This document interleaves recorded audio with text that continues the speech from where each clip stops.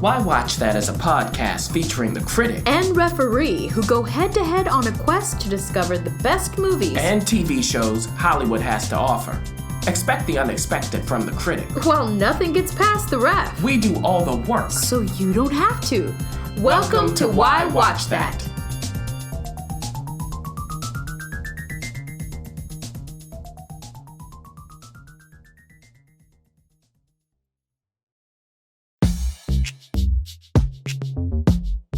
The Why Watch That movie talk.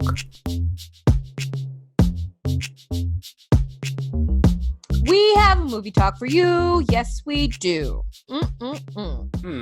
Now, two movies that we ironically saw at Sundance this year. We saw these movies way back in January. The first one being The Last Black Man in San Francisco. Now, we alluded in our Sundance coverage that we were able to not only watch this, but we also chatted with the cast. We chatted also with the director and a number of the team members there at its premiere.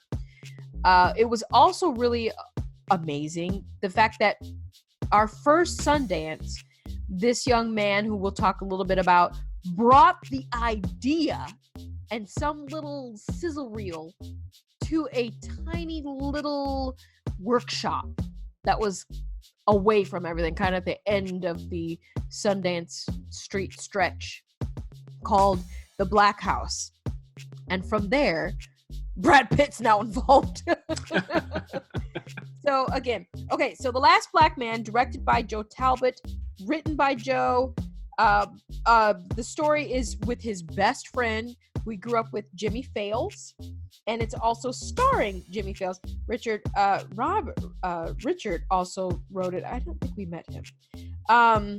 It has a cast that you may or may not be familiar with. Some people you definitely are. Like I said, Jimmy Fails, Jonathan Majors.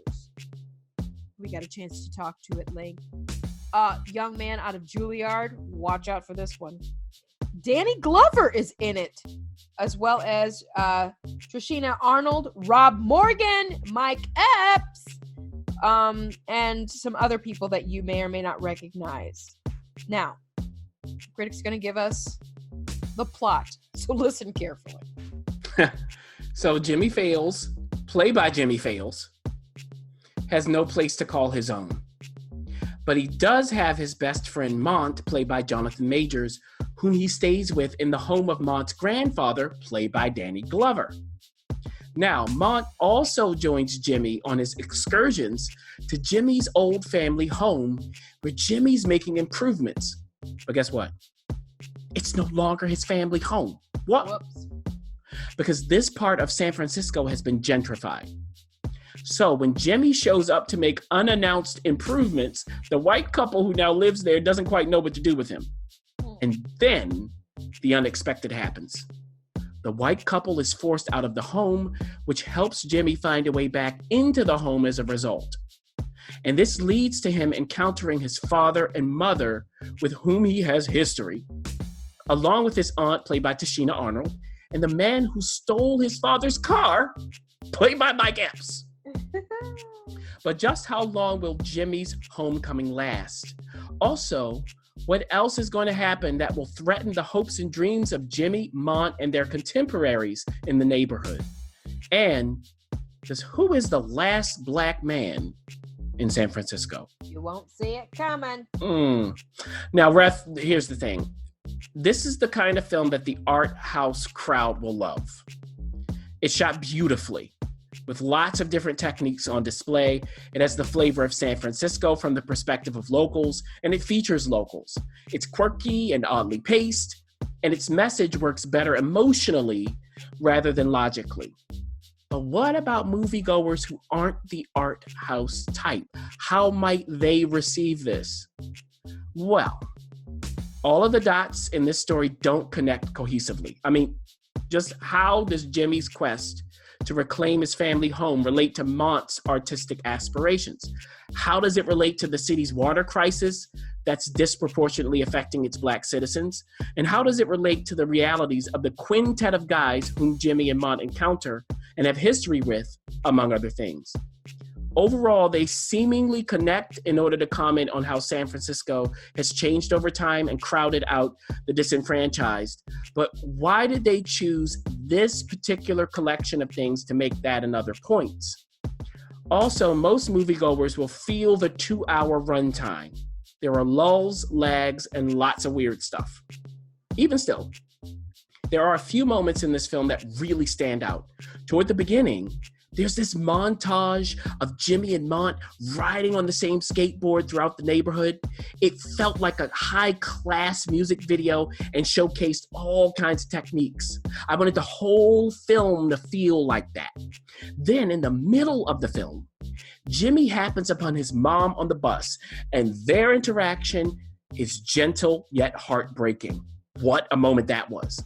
And then, toward the end of the film, Jonathan Majors, as Mont, delivers an electrifying one-man show that's pivotal. You won't soon forget it. And so overall, The Last Black Man in San Francisco has much to appreciate. However, it falls short of a clear, complete, and sustained thought. But what do you think, Ref? I think that I echo a lot of things that you've said. I want to see more from Joe Talbot. He is an absolute wonder as far as his first. I mean, like I said, we saw him in 2015, 16, 2016. 16. He brought this, strange title, the strange concept to this tiny little workshop, and now, Plan B is a part of it and backing it. So I really do want to see more from Joe. Jonathan, he is one to watch. Really impressed me there. Overall, I let the movie happen to me. And I really want to advise the listeners to do that. Let it happen to you.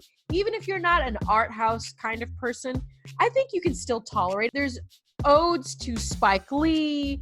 There's odes to John Singleton. There's a lot of homage that Joe is, paying toward those who went before him. So I say, why not give it a shot? Let it happen to you.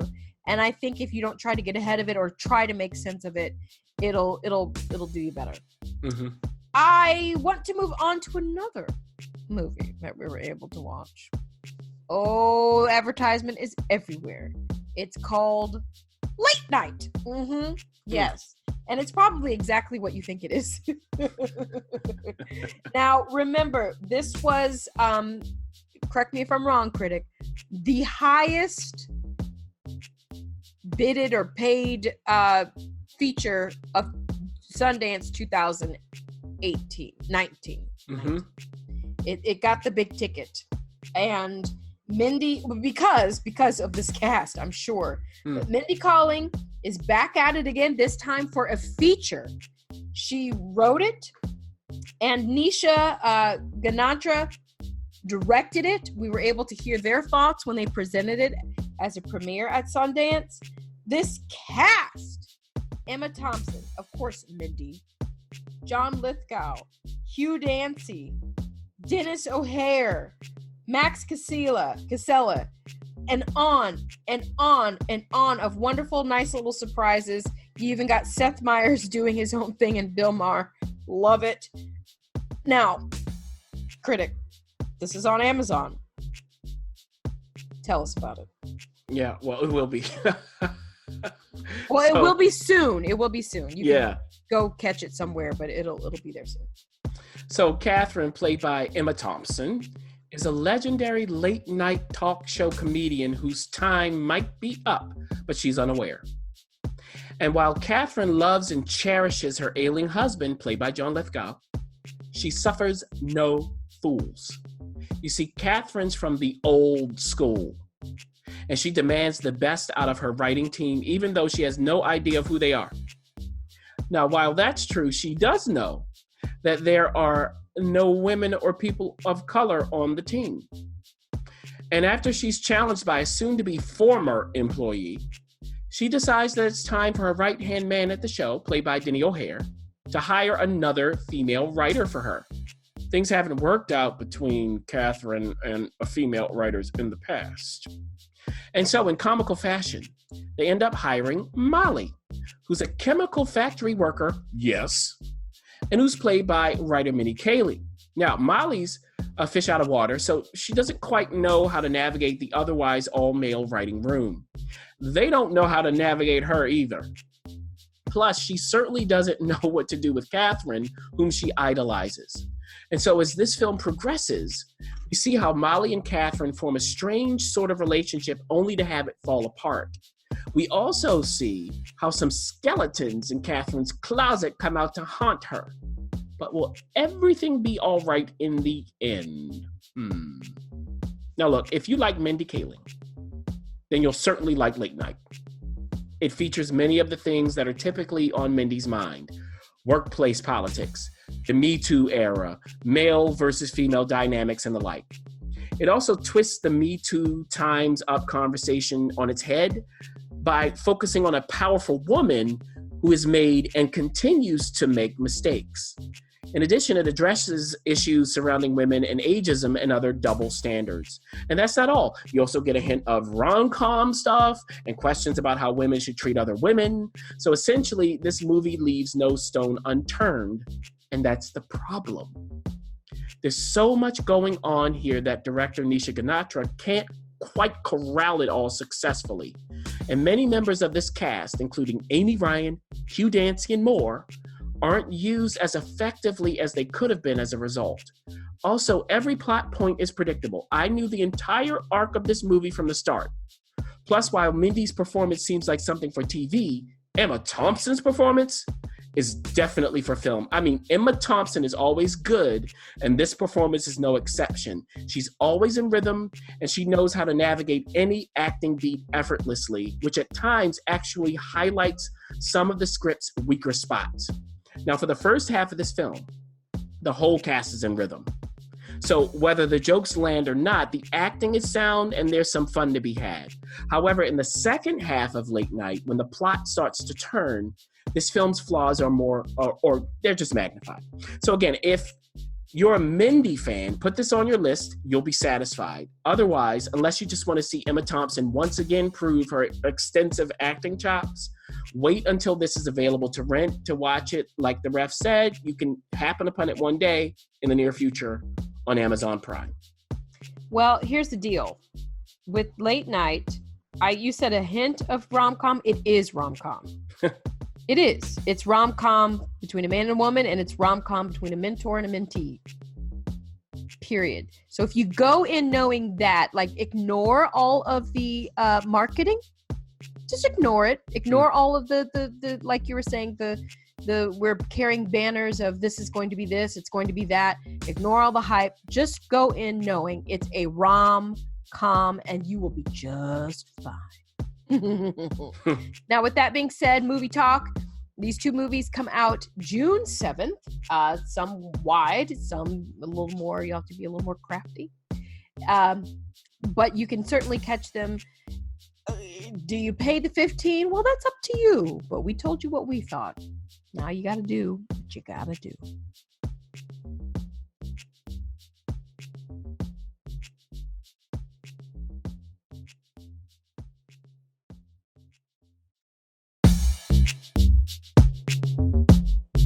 The Why Watch That TV Talk.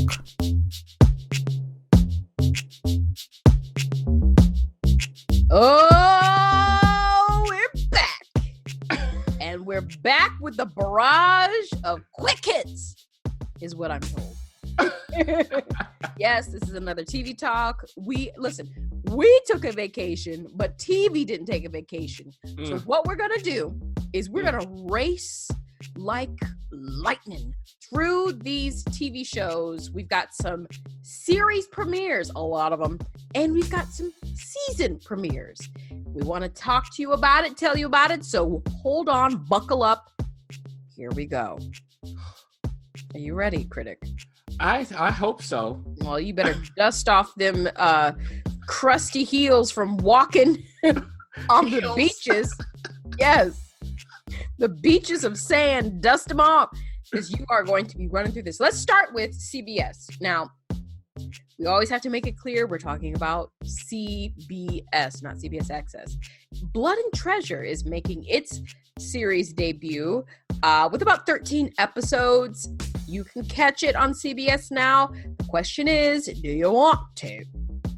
Well, it's CBS's attempt to provide mindless entertainment for the summer, and they've succeeded with the mindless part. Now, the story is about the discovery of Antony's and Cleopatra's long-lost tomb, which leads to the abduction of an antiquities expert by terrorists and sparks an international search for her and her discovery by a former FBI agent who now hunts down stolen art and his former girlfriend, who's now a sophisticated thief. And their hunt is financed by a wealthy man played by John Larroquette. But none of that really matters because anyone who watches this will likely do so just to have something on in the background, which I guess counts for something. Dang! Did you hear that? Well, hell, let's move on. Sundance TV. The Name of the Rose with one of our favorite actors, John Turturro. It's a miniseries, so you don't have to fully commit, just about 8 episodes. Do tell us about The Name of the Rose. Well, John plays William of Baskerville, a Franciscan friar who's like Sherlock Holmes if he lived during the 14th century and were thrust into a setting that's comparable to something out of The Last Kingdom or Vikings. Yeah. And the cast is composed of some familiar and experienced actors, including, along with Turturro, Rupert Everett, the missing's Checky Cario, and Michael Emerson, among others whom you may recognize when you see them. However, while The Name of the Rose tries to keep things moving, its writing just isn't up to the task. So you should watch this only if you're interested in seeing what Turturro can conjure up in a grittier sort of period piece, seemingly all on his own. Oh, I would love to see John Turturro in period. Moving on to Netflix now. This is hot all over everybody. Everybody's talking about What If. Yes, Renee Zellweger is back, but she's on TV. It's an anthology. You can binge it all because it's on Netflix, but the question is, do we want to? I don't know. She's giving me some like Sharon Stone-esque Basic Instinct kind of thing going on, especially in the advertisements. What is going on with What If? Yeah, and that's absolutely right. Now, there's a woman played by Renee. She looks out on nighttime San Francisco, and she records what sounds like a manifesto. Now, her name is Anne Montgomery, and she's a venture capitalist who talks like a deranged life coach. Okay. Then we find out that what she was saying has turned into a book a year later. And we find out that she's had some sort of effect, and it ain't a good one, on Lisa Ruiz Donovan, who's the founder of a biotech startup that's in need of a major investment. It's personal for Lisa, and it's personal for her husband, Sean, who's an EMT and bartender. And one night, after he asks for any last calls at the bar, Anne is there, which leads to her making the couple an indecent proposal that they can't refuse. But what will be the consequences of going through with Anne's outrageous offer? And will Lisa and Sean be able to withstand its aftermath? Plus, they have friends and family who might wind up being collateral damage. And with that, here's my suggestion to you. If you like all things bonkers, then What If might appeal to you. And to find out whether that's the case, all you need to do is watch until a little over halfway through its first episode until you get to a fire. And if you're still interested after seeing that, then have at it. Otherwise, just know that this is what appears to be an incoherent spawn of The Devil's Advocate and Chicago Fire, along with whatever else you want to throw in. Even 666 Park Avenue comes to mind. Oh my God. But at least it's not boring. It's not boring. And Renee Zellweger seems to be enjoying playing a character who just might be the devil. I don't know. Ooh, speaking of the devil, you did this on purpose. Good Omens on Amazon.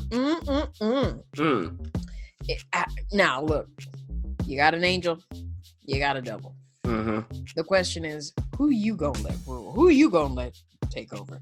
Very familiar cast. Should we watch this? It's only 6 episodes. That's right. And supposedly they are not doing any more seasons.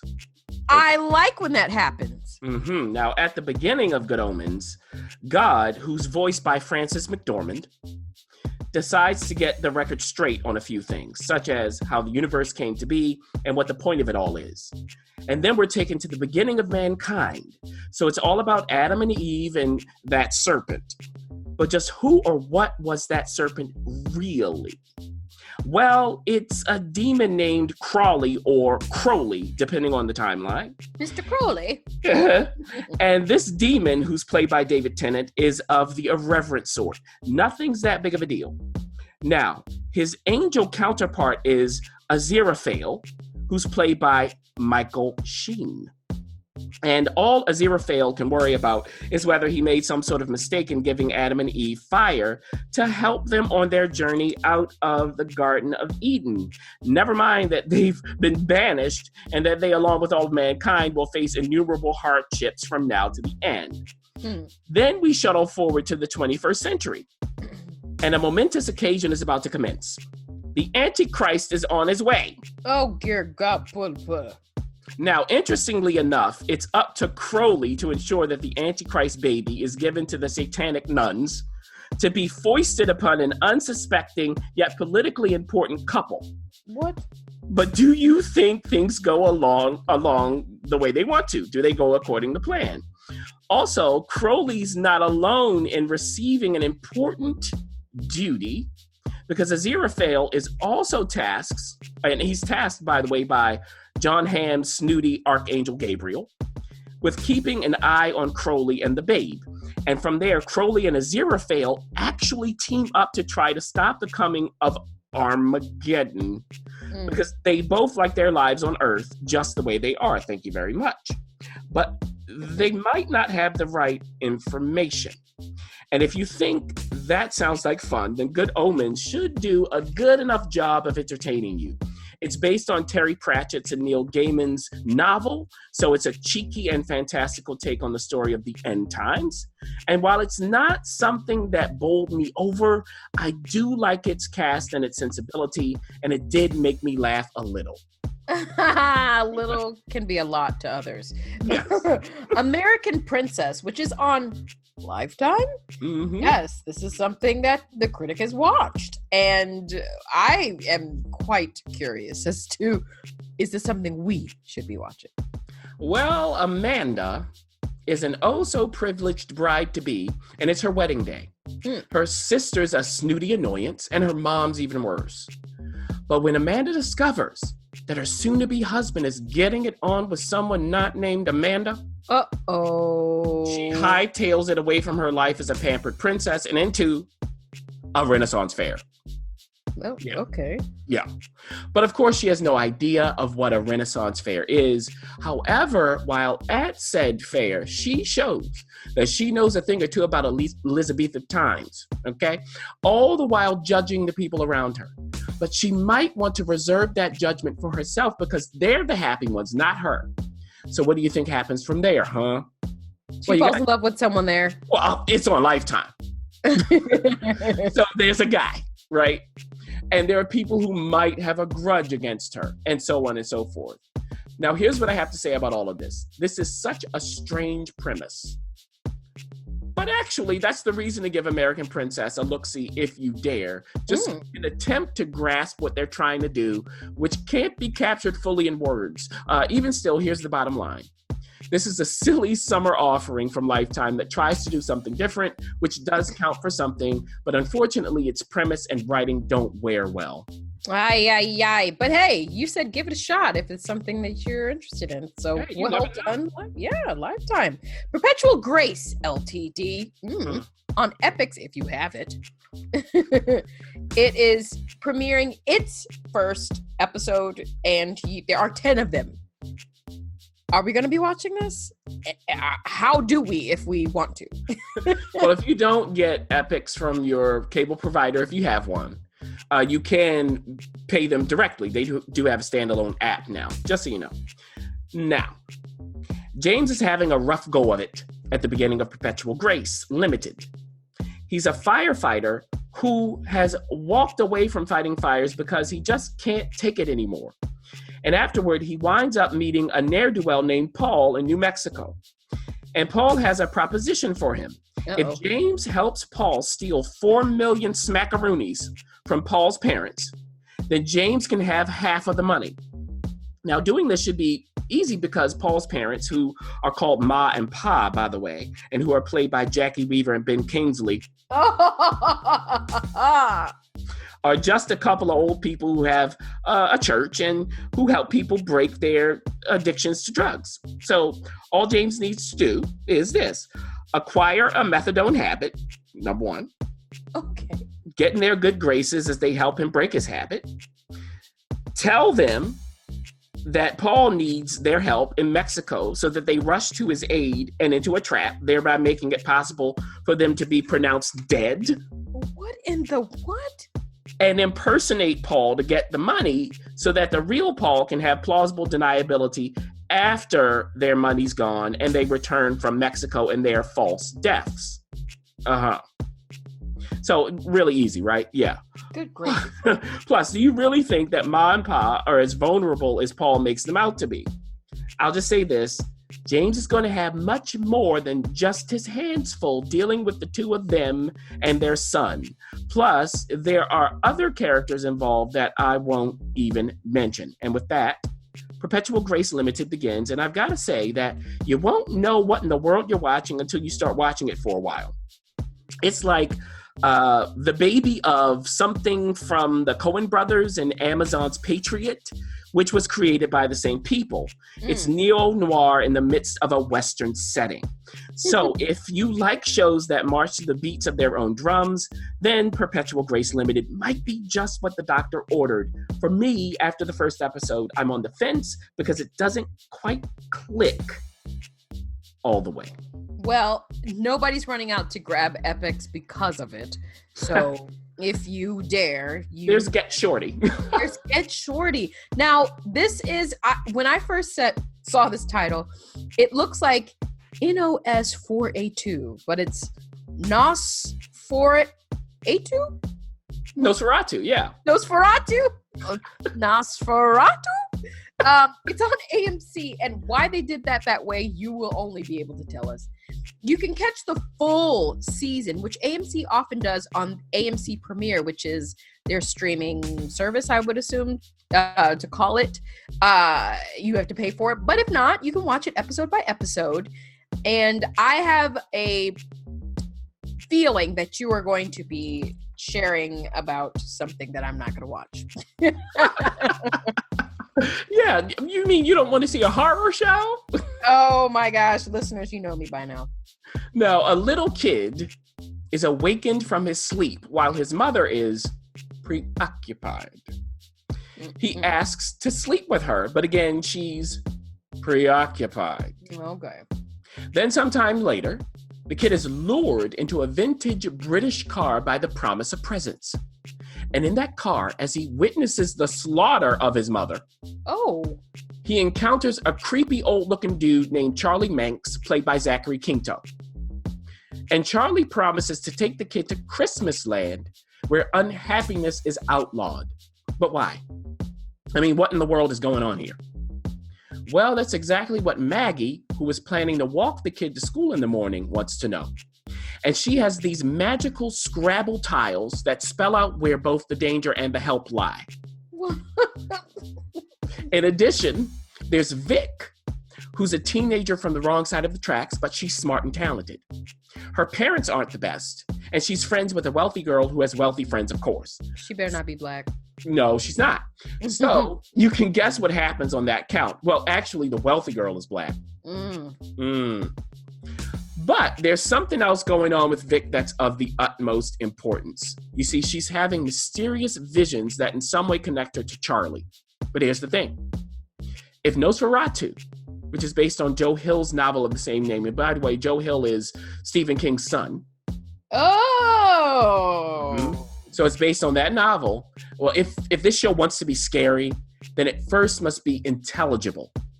And based on the pilot, that's just not the case. I mean, you can't be scary if you're being too cryptic about what's going on. I have to understand what I need to be afraid of, people. Okay. Plus, the writing just doesn't warrant any patience. So what's next? Oh, now we're going to definitely just slow down just a little bit because this director likes things slow. Yeah. On Netflix, if you don't know, you's about to know. When They See Us, which was originally called the Central Park 5. When They See Us is on Netflix, and it's directed by Ava DuVernay.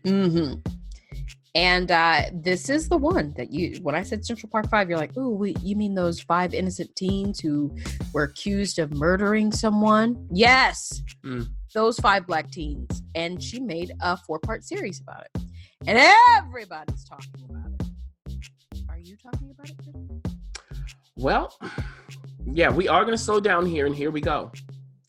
In April of 1989, kids were being kids, parents were being parents, and people were being people in Harlem. And so on one night, a bunch of teenagers entered the northern portion of Central Park to do what teenagers do. But some of them were definitely up to no good. They were engaged in horrendously violent acts. And as a result, all of them were rounded up by the cops, whether it was warranted or not. Now, what none of them knew was that a young white woman who was jogging in the park had been viciously raped in a different location at the park not too long after they were there. And because of that, it was quite the leap to assume that they had anything to do with that rape. But for the head of the Manhattan District Attorney's Sex Crimes Unit, Linda Fairston, played by Felicity Huffman, there must be a connection between the kids and the rape. It's got to be. They just have to force the confessions out of them. And that's what she and the detectives do, despite the mild objections of certain colleagues. But not once does anyone think about the 5 boys who wind up as their pawns and who obviously weren't doing anything wrong, let alone raping someone. They're not thugs or animals, despite what Linda says and thinks. They're kids. And their names are Antron, Kevin, Yusef, Raymond, and Corey, who's the oldest of the 5 at the age of 16. Wow. And with that, When They See Us begins its depiction of a searingly true story with a focus not only on a legal system that's set up to criminalize people of color, but also on wrongfully convicted kids who became men while in prison and their families who have very little agency. It's the kind of miniseries that dries the throat and stings the eyes. And in fact, it would fit in rather well, both thematically and stylistically, with some of HBO's recent miniseries. The Night Of. There's one of them, and Show Me a Hero. And while it's not quite as excellent as The Night Of, it's certainly very good and is on par with Show Me a Hero. And even when it threatens to go over the edge a bit, it does manage to maintain a sense of urgency and clarity.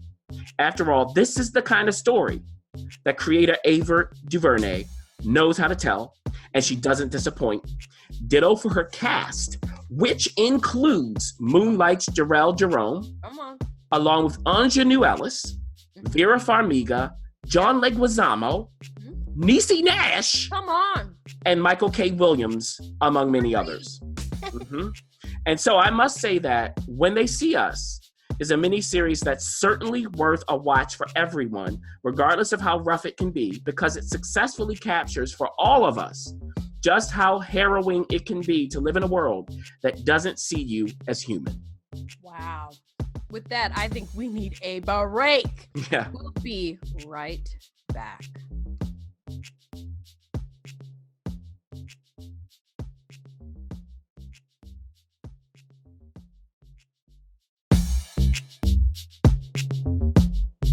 The Why Watch That TV Talk.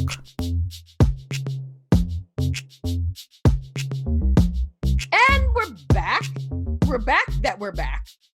Now we're going to move on to season premieres. Now, we've talked about all of these shows.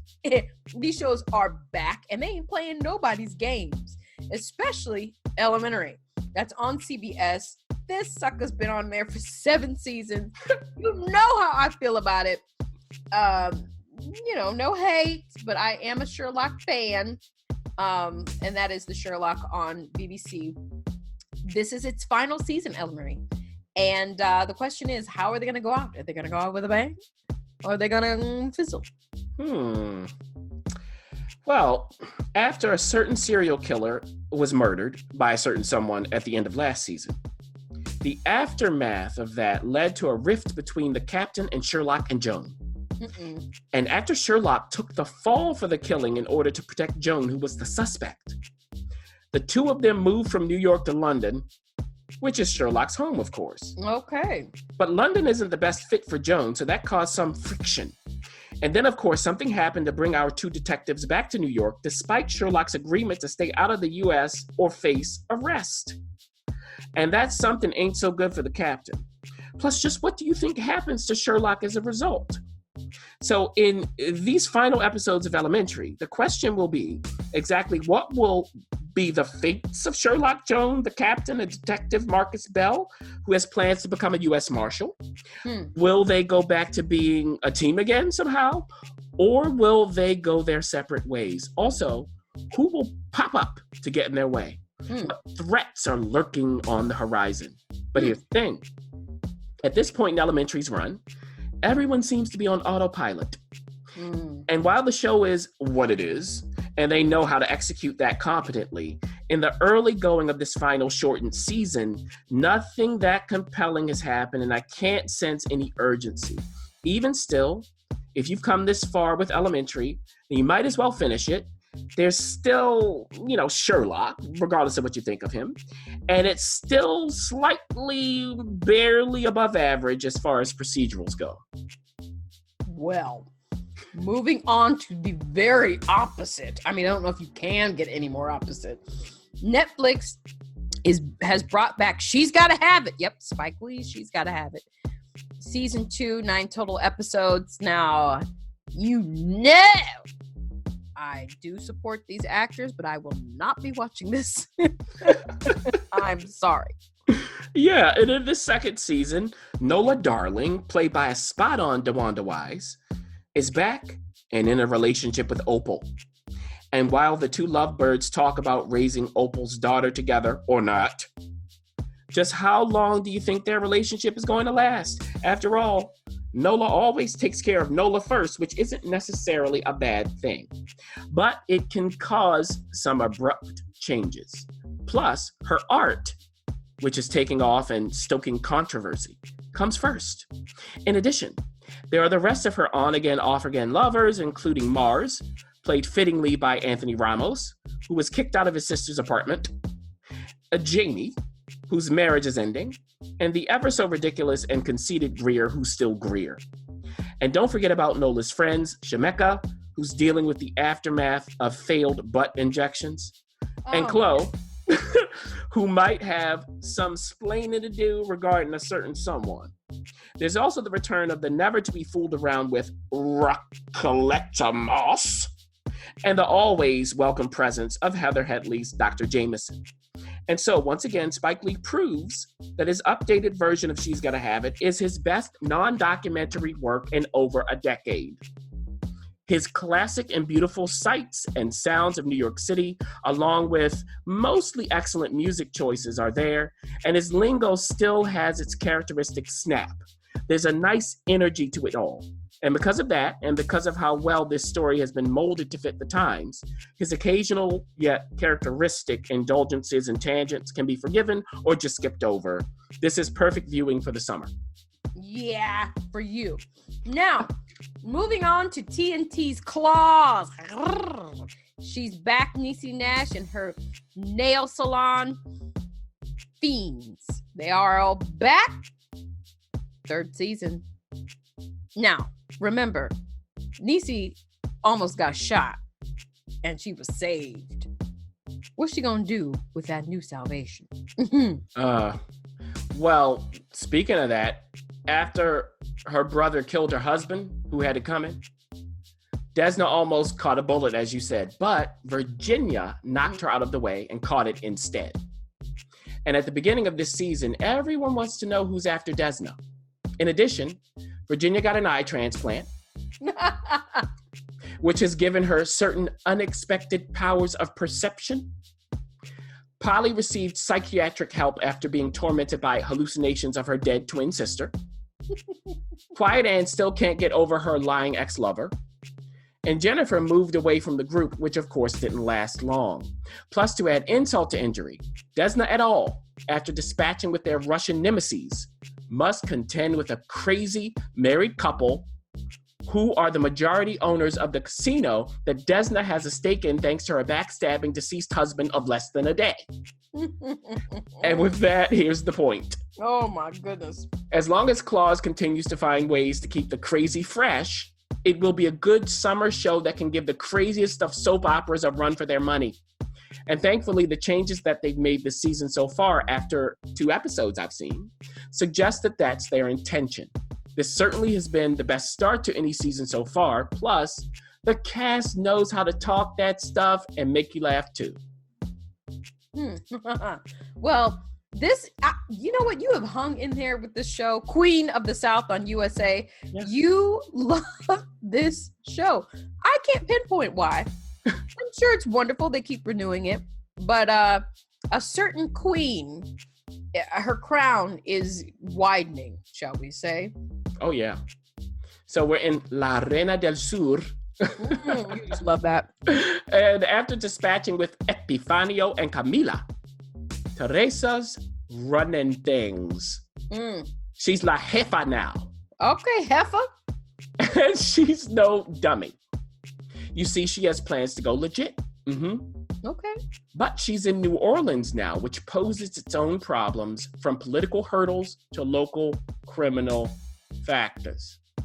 Plus, her drug supplier is questioning her loyalty.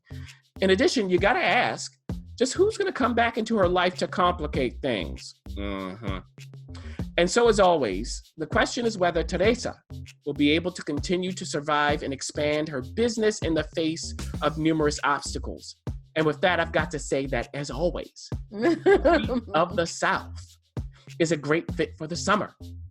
It's a knowingly over-the-top show that doesn't put on airs and that actually manages to walk a fine line between ratcheting up suspense and making you laugh without becoming an outright laughing stock. Okay. Just wants to provide some semi-respectable entertainment, and it succeeds without making you feel like a fool for watching it. Teresa. Hats off to you, girl. Now look, you better tread lightly, critic. Luther is back. Yes, my boy is back. BBC America has released 4 more episodes of Luther. Yes, Idris Elba's Luther. The Luther that got me all tangled up, tied up watching this series because he's dealing with some crazy women. Question is season 5. Did we need it? Well, we're 1 episode in, and we'll see if we need the remaining 3. No! Now, look, yes, Idris Elba is back as the titular detective who's never afraid to bend or even demolish the rules to get what he wants. And in this 5th season, he has a new partner, which makes it harder for him to operate in the shadows. Oh.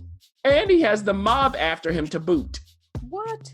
Plus, of course, there's a new killer on the loose whose therapist seems to be a bit too invested in his well-being. Okay. And guess who's back? Yes, Ruth Wilson returns. Yes! As Alice Morgan, the serial killer who got away and who's fascinated by a mutually fascinated Luther. But if the first episode of this season is any indication, Luther has gone from being far-fetched yet gripping to laugh out loud ridiculous at times. I mean, what happened to the writing? Oh boy. I just hope, Ref, that Alice can help to right the ship in the second episode, but I have my doubts because the key to this show is that Luther is in constant danger from within. Yes. But that has seemingly evaporated, leaving an unfortunately clear look at a new villain who underwhelms. I mean, am I supposed to take this seriously? I'll just put it this way. You should watch season 5 of Luther only if you've watched it up to now so that you can witness just how comparatively clumsy it has become. C'est dommage. What a shame. Ooh, look at you using that French that you've been learning. Spanish to French. Look at that. La la. Okay, now we have to end it with this. We should have probably ended it with a higher note. But The Handmaid's Tale is back on Hulu for its 3rd season. Now, we have had a very strong first season, and then there's been reports that the second season was, just not quite as strong. And then now we're back, and she is making demands to the highest of highest authorities, saying, look, either we're going to work together or not. Let's figure this out. Question is this all a trick, a plot, a ploy? And is the story moving forward? Are these women ever going to be free?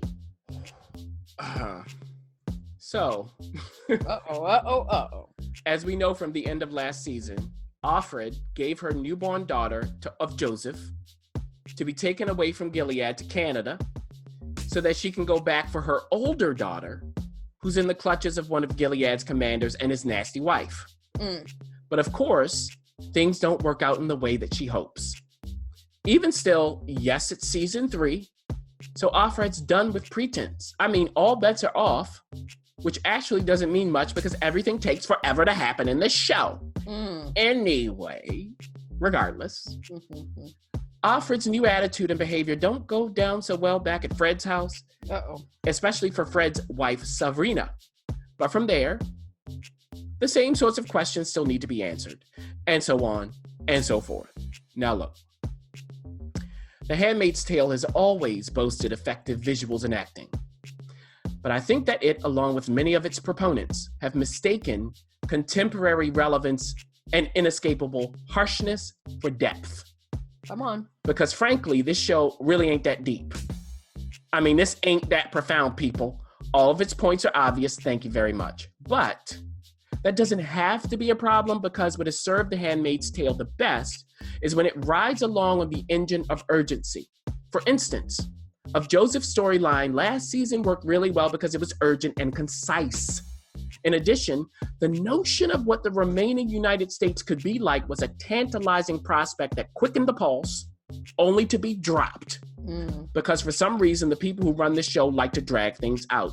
And so at this point, I'm just too exhausted to care about this show anymore. I mean, I couldn't even make it past this season's first episode. And I think that it's high time for this show's writers, along with many other shows' writers, to stop elongating their narrative arcs for the sake of having multiple seasons on TV. Because if it's not urgent, then it's time to move on. I mean, why should we keep being tortured by a show for no reason, especially when it's warm outside? Hello. Oh, boy. And then that, we end our quick hits of the season premieres and series premieres. Now, look, we ain't done. You know we ain't done. Summer is here. I don't care if it's hot outside. TV trying to keep you inside and on your phone and on your iPad. Watch it.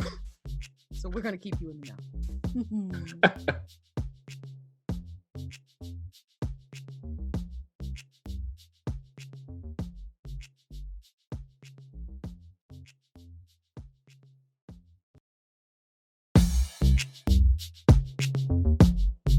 The Why Watch That TV Talk. Dun dun da da, dun dun da da, dun dun da da, dun da da da da.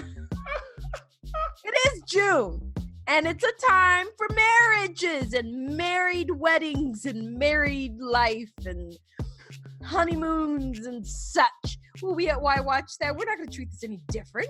It is the summertime. You should be frolicking in the fields of some wedding reception somewhere. And so, well, I don't know if you should do that. Please don't frolic. in someone's wedding reception. Awkward. But we thought, in celebration of June, we would marry together the movie and TV talk. Ooh. This is like part 3 of TV talk for the week. It is, because there was a lot going on, so we had to whip it together. But because we had a lot going on, we thought we would do a quickie. One of those quick marriages. And so we're going to talk that one of these movies, Ref, is about marriages, is about just what you're talking about.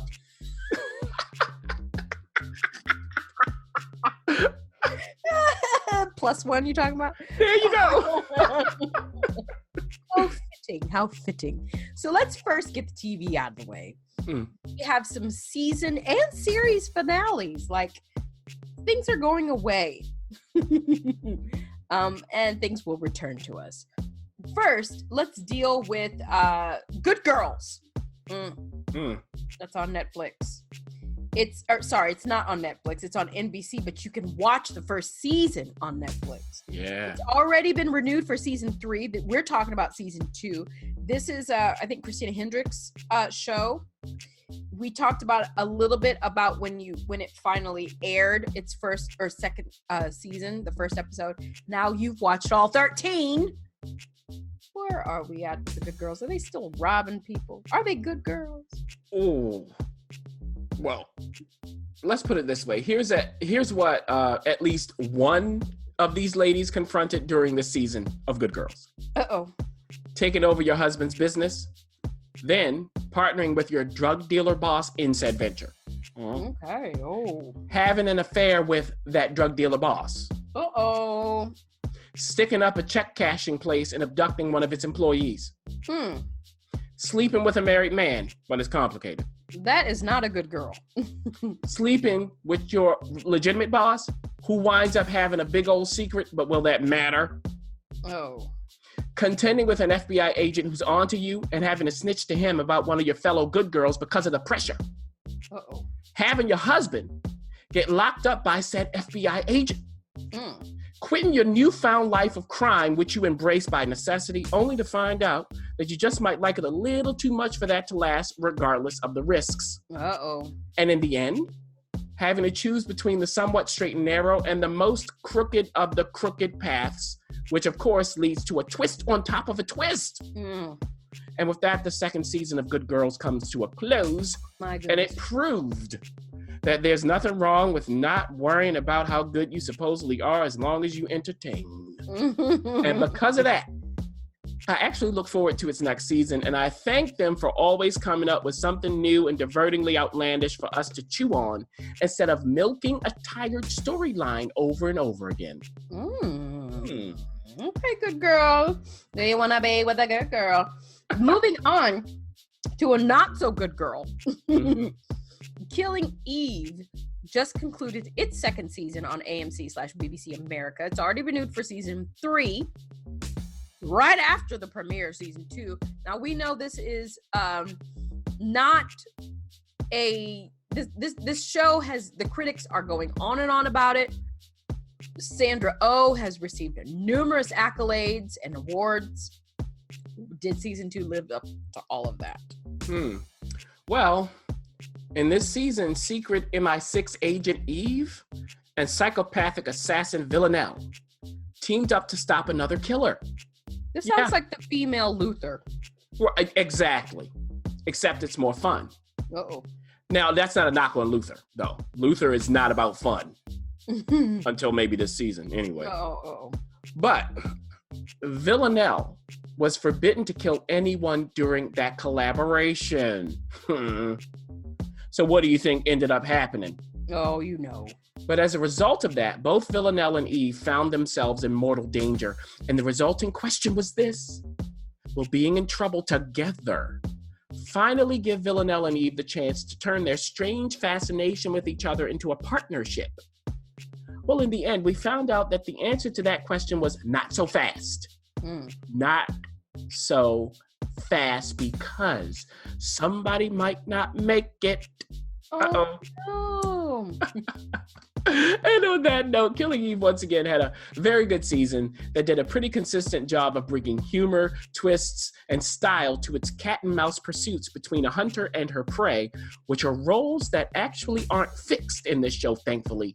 The hunter in one moment can become the hunted in another. Hey. And I think that when everyone's having fun with Killing Eve's crazy premise, it's a divertingly unique show. However, when it turns ever so slightly serious, which is rare, it does lose a bit of steam, because Killing Eve isn't about depth. It's about providing highbrow, ridiculous, and intelligently quirky entertainment that you don't have to carry with you after it's over. Oh, I like that. Now, we both got a chance to see this miniseries on FX. Fosse Burden. Ho. Now, if you don't know anything about us, you know that, well, we'll tell you.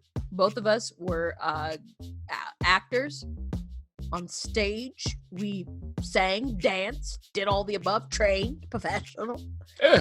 We know about Bob Fosse, and Gwendolyn Verdon. Now, you put those two together, and you've got a sweet mix. The question is, did FX capture such sweetness? And is it something that we need to recommend to everybody? Whatever Lola wants. Ba-ba-da. Now, I'm just going to get straight to it because we talked about this. Yeah. Fosse Verdon may not have had the pop that it needed to match the real Fosse and Verdon, but it did find depth starting in its third episode when it explored Gwen's backstory. Then it did the same for Fosse, which turned this show into a drama with some pretty successful and moving moments despite its lack of sizzle.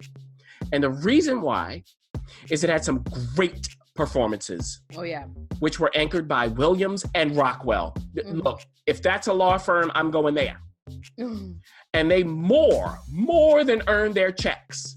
And they rose to the occasion whenever they were given something to do, which was often enough to make the less compelling stretches bearable. But it's a heavy drama, which would have had a much more effective balance with some razzle-dazzle, and which would have appealed to more people as a result. Listen, it's called Fosse Verdon. We should have music with Fosse Verdon. Hey. Good music, great dance numbers. Tell the story. There was one, I think it was episode 6 or 7, maybe even 5. I don't know, where they told the story via a cabaret-esque kind of like shifting back and forth between reality and a performance. And that's Bob Fosse. Bob Fosse says, let's make this performance as real as possible, which made it ridiculous. I needed more ridiculous. I will echo the fact that the performances, the acting, of course, Michelle Williams and Sam Rockwell knocked it out of the park. But we do have to say, Norbert Leo Butz did a phenomenal job along with the other supporting cast. We even got to see Lin-Manuel.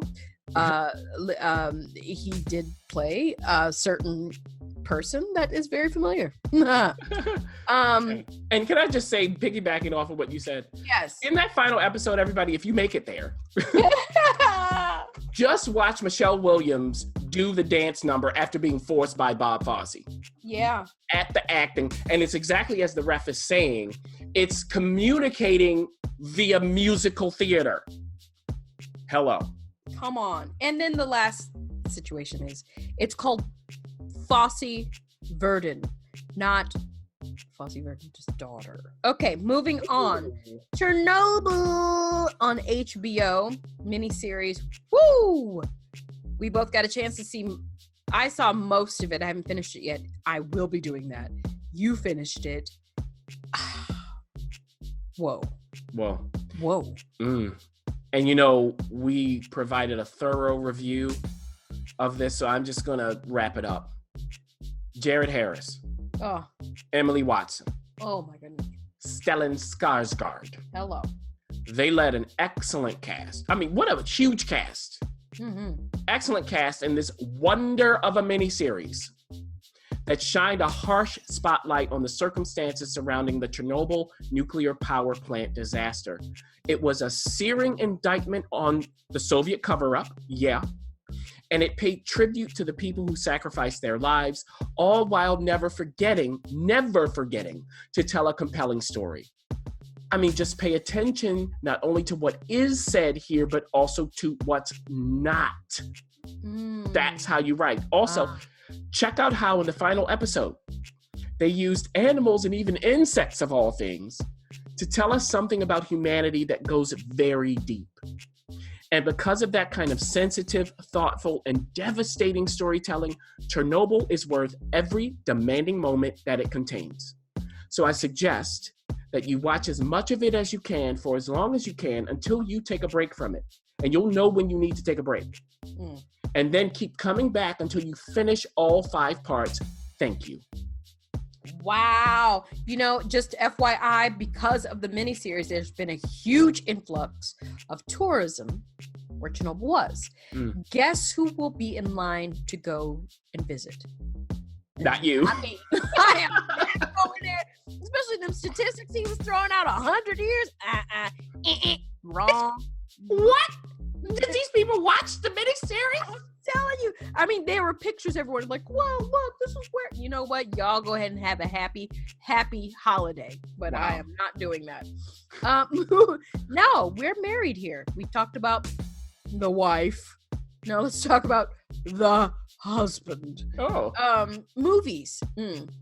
Wild Rose, you got a chance to see a sneak peek of, and you saw this during the Tribeca Film Festival and went on and on and on and on and on and on and on about it. So I was like, you know what?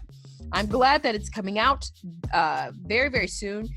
I think you'll be able to see it in your art house, you know, more smaller theaters.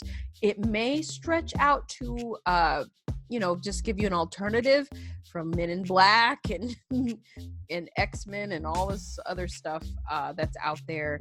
This is a movie, an unexpected wonder movie, directed by Tom Harper, written by Nicole Taylor, with a very, maybe not so familiar cast, but you've definitely seen Jessie Buckley before. You have seen her. Chernobyl. So, yes, exactly. She was the wife. You know what? I wanted to. Ooh. I know. I wanted to whip that wig off of her and just slap her with the wig. Get out of there. Oh my goodness. Anyway, and you sorry. wait till you see the ending of that. Oh, Lord. Anyway, Wild Rose. Yeah. And by the way, it will open in New York and LA Friday, June 14th, and then it will expand. So hopefully it comes, as the ref is saying, near you somewhere. Whatever hole you can find. Now look, Rosalind Harlan, played by Jessie Buckley, has just been released from jail after a year behind bars. Yeah. I mean, she's a firecracker and a troublemaker. So this should come as no surprise. In addition, she's a mother of 2 young children. So being the mother that she is, before she goes to see her kids, she goes to see her boyfriend.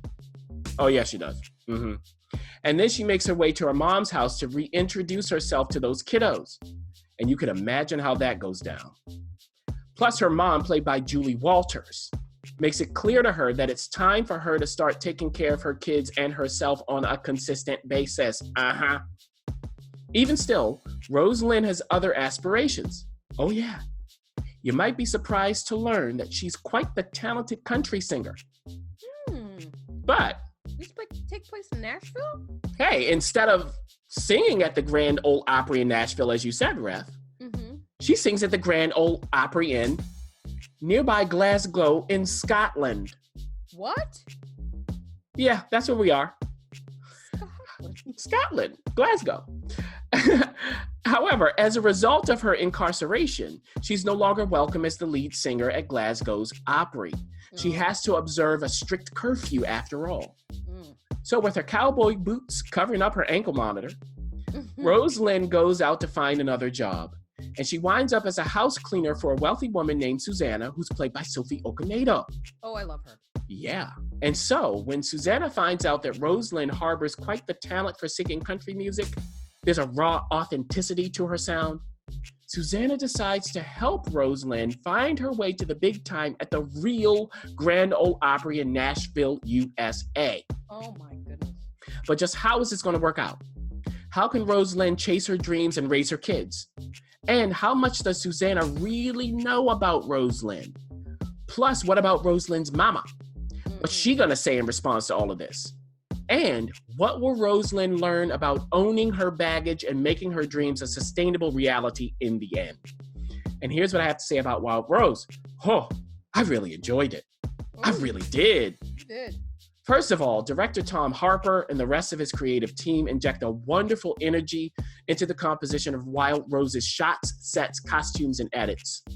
They know when to go for it and when to pull back, beautifully mimicking the depth and breadth of country music itself. And in Nicole Taylor's script, all the familiar plot points are there. I mean, we've all seen several movies about a character who has a dream but must overcome all kinds of obstacles, many of which are brought on by themselves to realize it, right? However, I do have to say that the collaboration between Nicole as the writer and Tom as the director works rather well, especially during this film's first half or so. And Tom manages to keep things nimble for most of the film, regardless of the trouble that's bubbling underneath the surface. But during this film's latter parts, the balance wasn't quite as good. Of course, there are several obstacles for Rosalind to overcome, no surprise there, but in dealing with them, they lose much of the great momentum that they had during the build-up to the climax and falling action. Even still, they do manage to end things ultimately on the right note for her character. And to be honest, I don't think that most filmgoers will even care about those flaws. And the biggest reason why is the cast. Now, before I get to Jessie Buckley as Rosalind, I'm going to talk about her supporting cast. Oh, come on. First of all, Sophie. her two kids before we get to her. Oh. Those two kids were casted perfectly. You can tell that the actress playing her daughter, full of quiet intelligence, spot on. Her son, quintessential little boy. And then, yes, you get to Sophie Okonedo as the woman who fully believes in Rosalind, so much so that she's willing to put her money and connections on the line. And Sophie's freedom and optimism is so well calibrated here, which adds much needed layers to a character who could be seen as underwritten. Sophie is proof that casting can make a big old difference. Love her. And then we come to Julie Walters as Rosalind's mama. Now look, Julie minds the depths of a mother who's tired of picking up the slack for a daughter who's squandering her life and neglecting her responsibilities. The modulations of her character's thoughts and emotions are effortlessly crystal clear, which is all because of Julie's tremendous acting chops. And this leads us right to the heart of this film, Jessie Buckley as Rosalind. Let me tell y'all something. Come on. In this film, Jessie has given a great performance. Uh-oh. Keep in mind that she not only gives a stellar, free, and ferocious yet vulnerable acting performance, but also sings the heck out of those songs. Sing it. Even venturing into hints of country rock at times. Her acting and singing are of one accord, and I think that awards voters must take notice. Also, she even co-wrote one of this film's original songs. And so it's Jessie who ultimately drives this film forward, even when the narrative hits a few snags. And because of her, because of Julie, because of Sophie, and because of the overall spirit of this film, I think that Wild Rose deserves to be a hit at the cinemas. It's a dramatic and funny and bittersweet and mostly enjoyable film to watch, so do not miss it.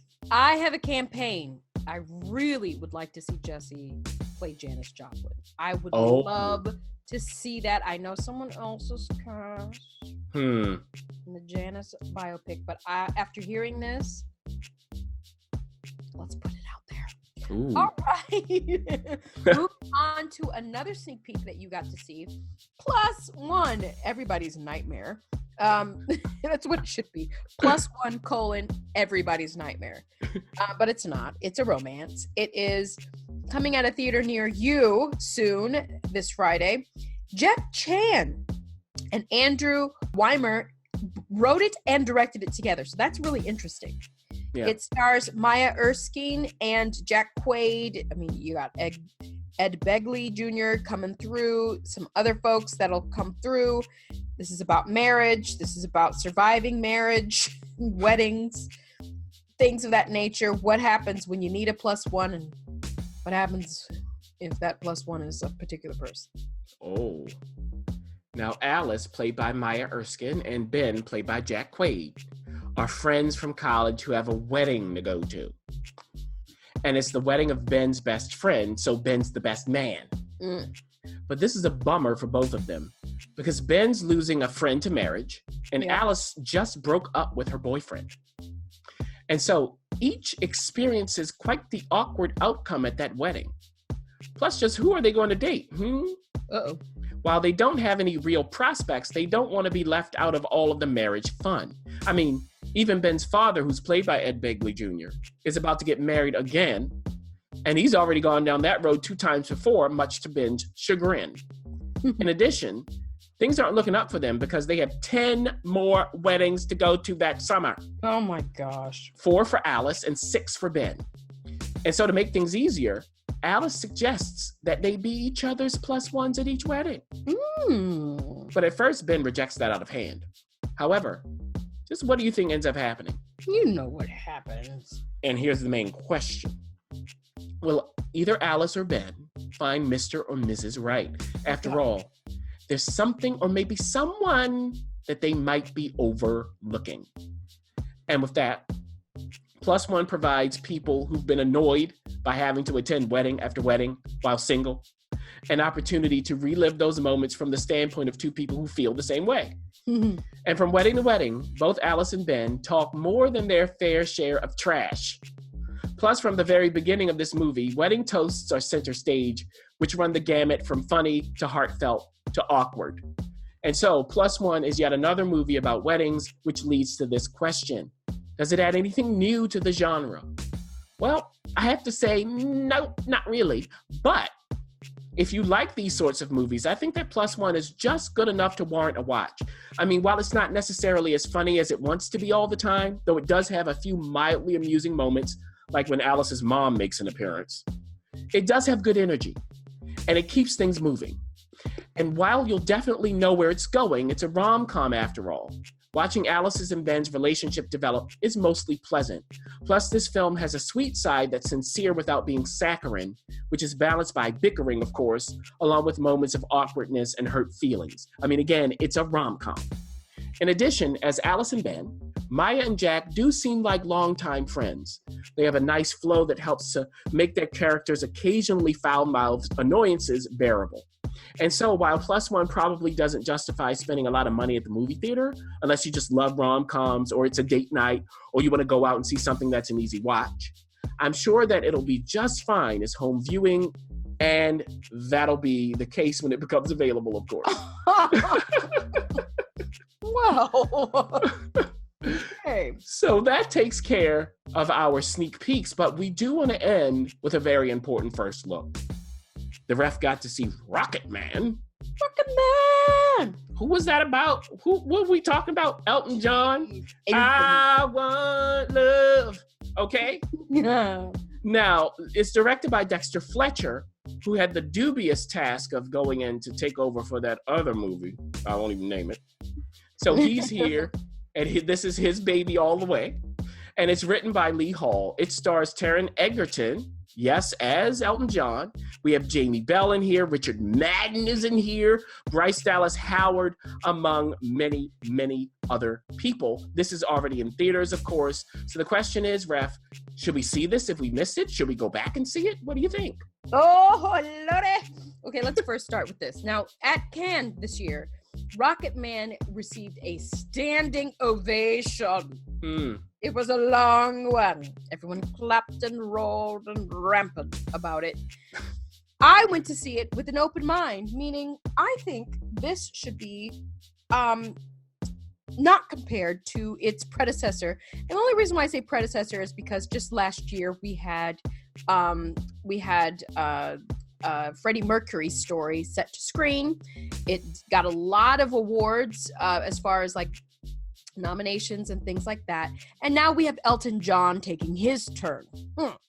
We start with a very disturbing image. Maybe not as disturbing as you think, but somewhat. There's a man. He's walking down a hall of some sort, and he has on a costume, And that costume is Satan himself, the devil. He's got on horns and the big broad wings, and he's marching right down the hallway. Why? Where is he going? Oh my goodness. Before he even makes a turn, he ends up in a street filled with people from the 1950s. They're dancing and singing, and he's dressed as the devil. What is this about? Well, finally, he makes it down to this light and emerges into a big room. I'm not going to tell you what the room is. And he takes his seat, glorified in all of his red sequins, devilish ways. And he says, hey, hi, I am a sex addict, a drug addict, shopaholic. And he lists off these other unnameable, unmentionable things. Huh. And we find out that man is Elton John. Well, what a way to start. Now, we find out just how Elton got in that costume, got to the place where he is, and what a journey it is. We meet Elton John, very shy little boy who has this beautiful, wonderful ear where he can hear anything and he can play anything, and it's pitch perfect. He's got the talent, but he doesn't have the family support. His father in the military, in and out, doesn't pay him 2 cents of attention. And his mother, who seems to be played by Bryce, as you said, she seems to be occupied, shall we say, with other things. Not very supportive, but somehow little Reggie, that was his name, gets into a very prestigious music school. Now, what does that do for Reggie? How does that get Reggie anywhere nearer to his dream of being famous and fabulous? Well, fast forward to Reggie when he is in his late teens. He's just one of those really odd teenagers who has an amazing talent, but doesn't quite know what to do with it. So he goes to a record label. I mean, that's what you do back then. Because this Reggie, he was certainly enthralled by Elton John, or excuse me, Elvis, and enthralled by someone who he took the name of, certain Beatle, shall we say? Elton John. And the record label head says, you know what? I don't know. Do this. I'm going to give you some lyrics and you write to these lyrics. So he picks up a pile of paper, shuffles through it all, and from the bottom stack blindly hands Elton his future. And yes, we all know who Elton's writing partner is, Bernie Taupin. And from then on, everything has changed. They meet up, have a great relationship, and the ground starts running. He starts putting music to Bernie's beautiful words. Now the question is, what happens when fame comes at you a little fast, a little hard, and in unmeasurable quantities? Well, that is Rocketman. It is the sex, drugs, rock and roll of a very different kind of rock and roll star. Now, we meet along the way Richard Madden, who plays John Reed, Elton's manager. And you know what happens there. Anytime a young, fresh little something gets a manager who knows what he's doing, you kind of know he's going to be taken advantage of. And does he in every way? Mm-hmm. And you also meet some other folks along the way who help Elton dive deeper into his insane world of rock stardom. Now, that's Rocketman. It's going to be a crazy, wild ride in only the way Elton John can be told. In fact, it was said that Elton said, you know what? Don't try to make this PG because I never led a PG-13 life. And so they explore those things. If that interests you, if any of that plot interests you, know this. Number one, it is a musical. Nobody's telling you this. They're not advertising that way. They sing. And they don't just sing while they're on the stage. They sing to communicate. Oh. And yes, it is a full-fledged musical. I am putting that out there so that people aren't surprised, because some people were off-put by it. Thought it was going to be like another movie that premiered a year before, and it's not. And then you're not going to hear Elton John singing. You are going to hear Taron actually singing the music. And the music that you know and love is sometimes a little different, but it does help drive the plot. Now, all this to say this. The performances. Taron, we have to start with you. What an amazing performance. Wonderful. Both the singing, the dancing, the acting. Top-notch performance from Taron. I don't know if he's going to be able to snag that big old statue, because just a year before, Rami took it for doing the exact same thing. Right. So it's going to be a little difficult, but beautiful performance. Excellent, devious, villainous performance by Richard Madden, who plays Elton John's manager and lover.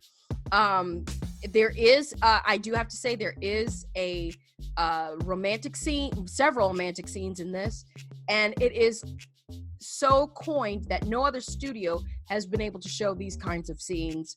And I'll just leave it out there so that you know, especially this being June, this may be something you want to support. Jamie Bell, who we know from Billy Elliot. Guess what? I have a very huge tiff about this. He sings, but he doesn't dance. He doesn't have a big number. Why would you cast Jamie Bell? But anyway, he does a brilliant job acting. Bryce Dallas Howard, a little bit of a caricature, but great effort with that accent, along with the other. I will have to say that the director, Dexter Fletcher, threw every bell and whistle at you. There are big, huge numbers with big, huge dance sequences, as you would see in any huge English musical. And then there are some beautiful intimate moments. But I will say, when you get to the Troubadour, there is this one scene. Everybody in the room felt it. It is, I don't know how they did it, but when Taron sings a certain song, everybody gets high. And I'll let you figure out what that means when you see it. It's not what you think. It's brilliantly played. But unfortunately, it is not well written. There are a lot of cliches. Everything you think happens to a rock star does. The abuse, every single cliche ever is in this movie. Ever is in this movie, and it is said.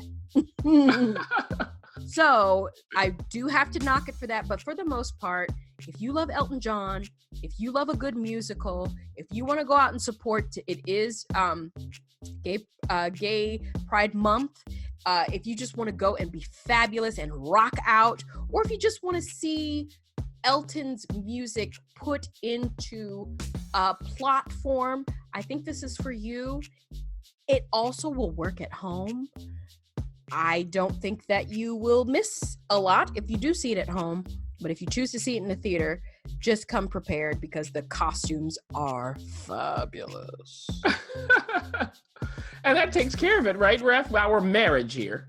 Now, we haven't gotten divorced. Oh, no. We're keeping the movies and TVs together in this episode, everybody. So guess what, though? We'll see if this continues in the future for Why Watch That. But you know what? You know this. We've given you plenty to see on the big screen or the small screen or no screen at all.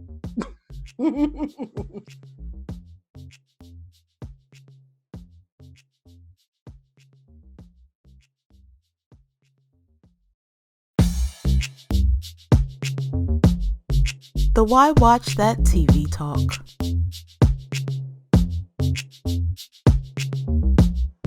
All right, listeners, we're back to our normal schedule.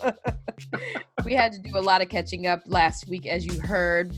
Plenty of content for you all out there. But this week, we're going to do our good old standby, and that's a TV talk of different series premieres, as well as season premieres. We've got some good ones back. But before we dive into that, we just also want to reiterate to you that it is the summer. And although most of you choose to be outside and enjoying the summer weather, we want to always let you know that summer TV is here. So you're going to notice a lighter, funnier, a little more vapid take on content that TV offers. But then, like I said, there's some good old dramas also awaiting for us. Series premieres Jet on Cinemax. It's in its first season, 9 episodes. I don't know what it's about. Is it about Joan Jett? No. So, hey, it stars Carla Gugino. Oh, not Joan Jett. That's definitely no, but maybe similar styles. Who knows? Depends when you're looking at it. And she plays Daisy Jet Kowalski. And Jet is a thief. She's this, just great international thief. No one's better. And she's just gotten out of prison. So obviously she wasn't that good. Okay. Now she's great, but no thief can escape everything at all times. So she's been out of prison not too long. She's trying to live a normal life. She has a kid at home. She has a companion at home, let's say. What's that about? And of course, she's dragged back in to a life of crime by a character called Charlie Baudelaire. And he's played by Giancarlo Esposito. Ooh, I'm watching him right now on Breaking Bad. Yes, I'm just getting into it. Mm-hmm. So he's like this kind of, crime boss kind of dude. Oh, he's doing that. Yeah, it's Giancarlo. So this guy's sophisticated. And he has a son, a grown son, who helps him out. And so, of course, he wants Jet to steal a certain thing from a certain wealthy dude in Cuba. But she says, in order to do this, I need my right-hand man beside me. Now, the right-hand man is currently in prison. So Giancarlo goes, okay, you know what? I might be able to work that out because you're the only one who can do this. Because they have to go in and steal this thing without the wealthy man knowing it. Okay. So they go through all of this stuff, and can you guess what happens? Oh, dear. I'll tell you at the end, by the end of the episode, the first one, who is Jet working for? So here's the thing about Jet.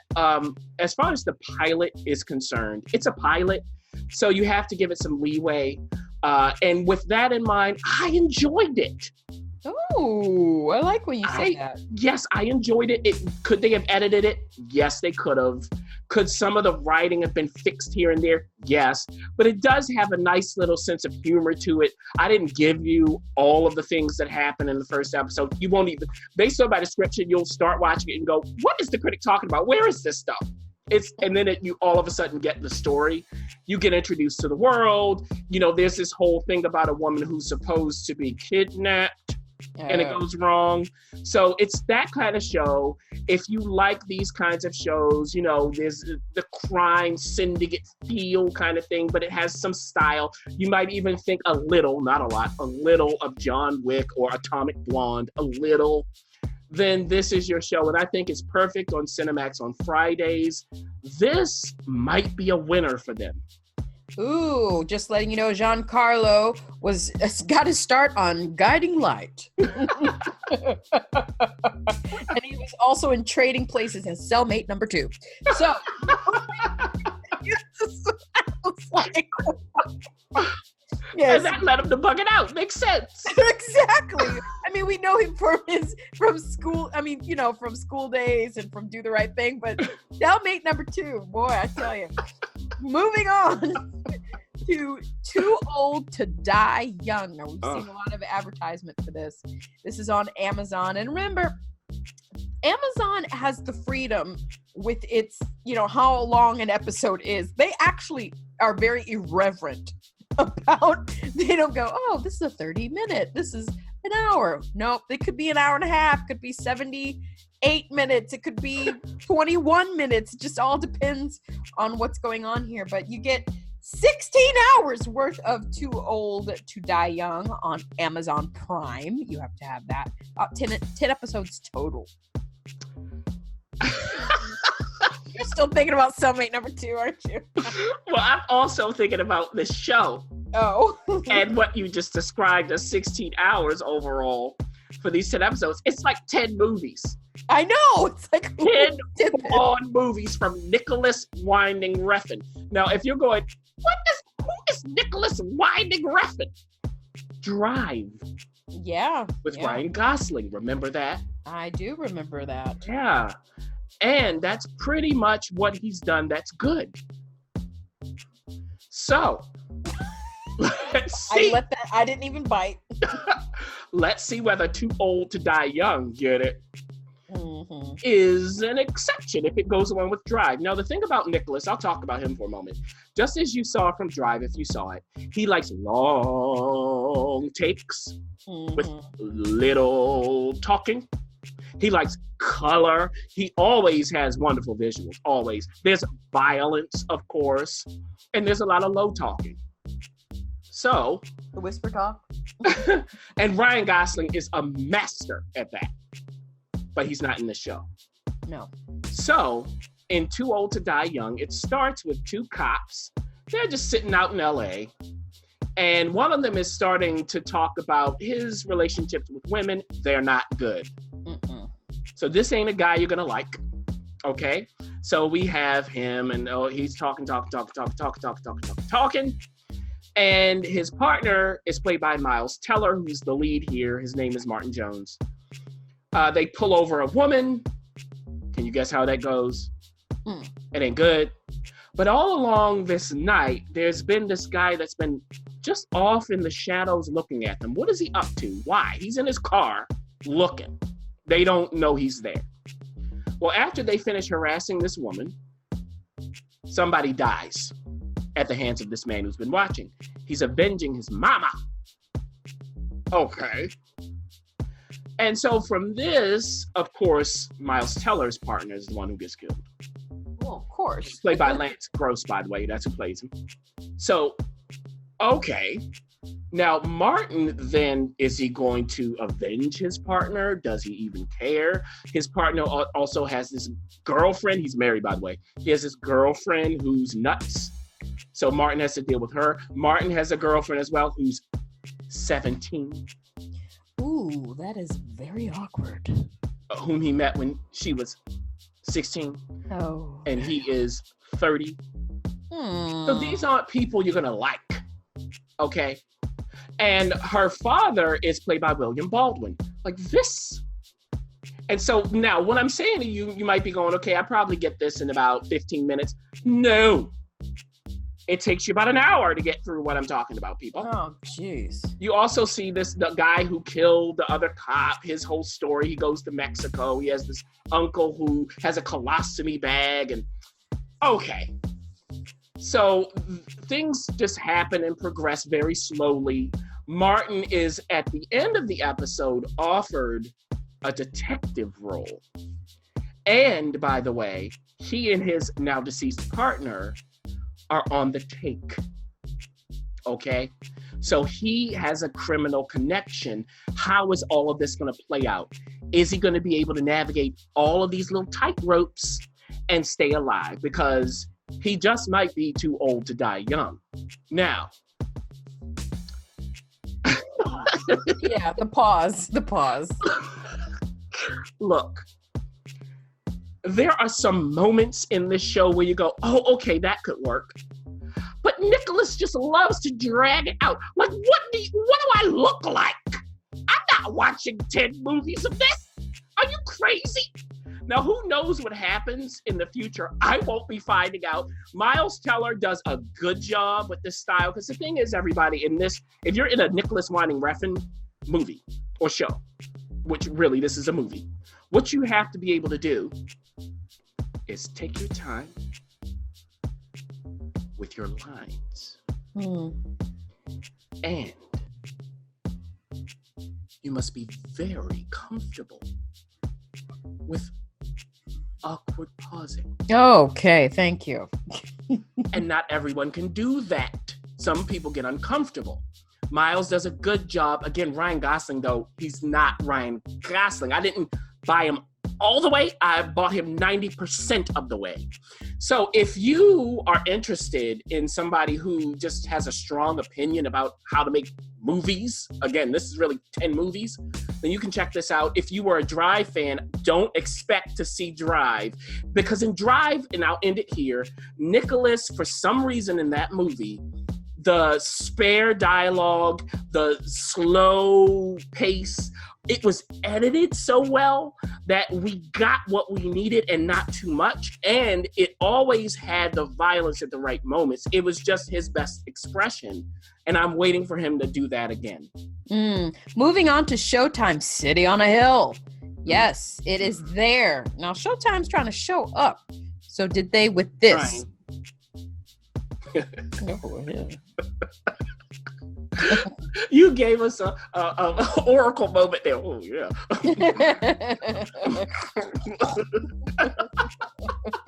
And we're talking about from the Matrix now. Yes. Which is one of the ref's favorite roles. Oh my gosh. There's none better. It's what's not written. Anyway, sorry, go ahead. Okay. So we're in Boston. And it's in the 80s. We come to the 90s. Does everybody have a Boston accent? Everybody has this. They do. Yeah. Yes. And Kevin Bacon plays Jackie Rohr, an FBI agent, but he's an FBI agent. He's nuts. Oh, okay. Good. Okay. It's Kevin Bacon trying to have a good time. Mm-hmm. He's sleeping around on his wife. He's doing all kinds of underhanded stuff. Okay. But he has the respect of the community because of things he did in the past, and that includes criminals. Okay. Now, we have this new hotshot assistant DA, played by Aldous Hodge. His name is DeCourcy Ward. Mm-hmm. He turned down a fancy job at a wonderful firm where his wife works to be an ADA. Why would he do such a thing? Oh, boy. Well, he has been a proponent before he took the job of essentially turning the Boston PD upside down and rooting out all of its bad elements. A black man just doing this. Okay, that's awkward. And you think that's a problem now, where 20 years ago, more? Over 20 years ago? So what's that tension? Well, so Jackie, played by Kevin Bacon, comes to DeCourcy, played by Aldous Hodge, to get him to let one of Jackie's CIs, criminal informants, go. He's now on trial, this informant, for killing a cop. Now, DeCourcy's like, look, I'm known as the guy who's against these cops. I'm certainly not going to do that. Jackie's like, you better, or ... Oh. Now, the other part of this story involves some criminals, some straight up criminals, okay?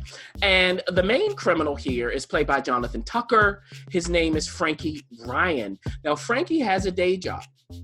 He works at a supermarket putting food out. Oh, okay. But he got kids and a wife, and that wife is like, get that money. So he robs, and his friends, armored trucks when they're making their deliveries of the money. Now, in the beginning of this first episode, we see that go down. It doesn't end well. Some more coppers are dead. And Frankie has a brother, and this brother needs help. But the kind of help the brother needs is not what he wants. He wants to be in on another one of these raids with Frankie. Now, how does all of this connect, right?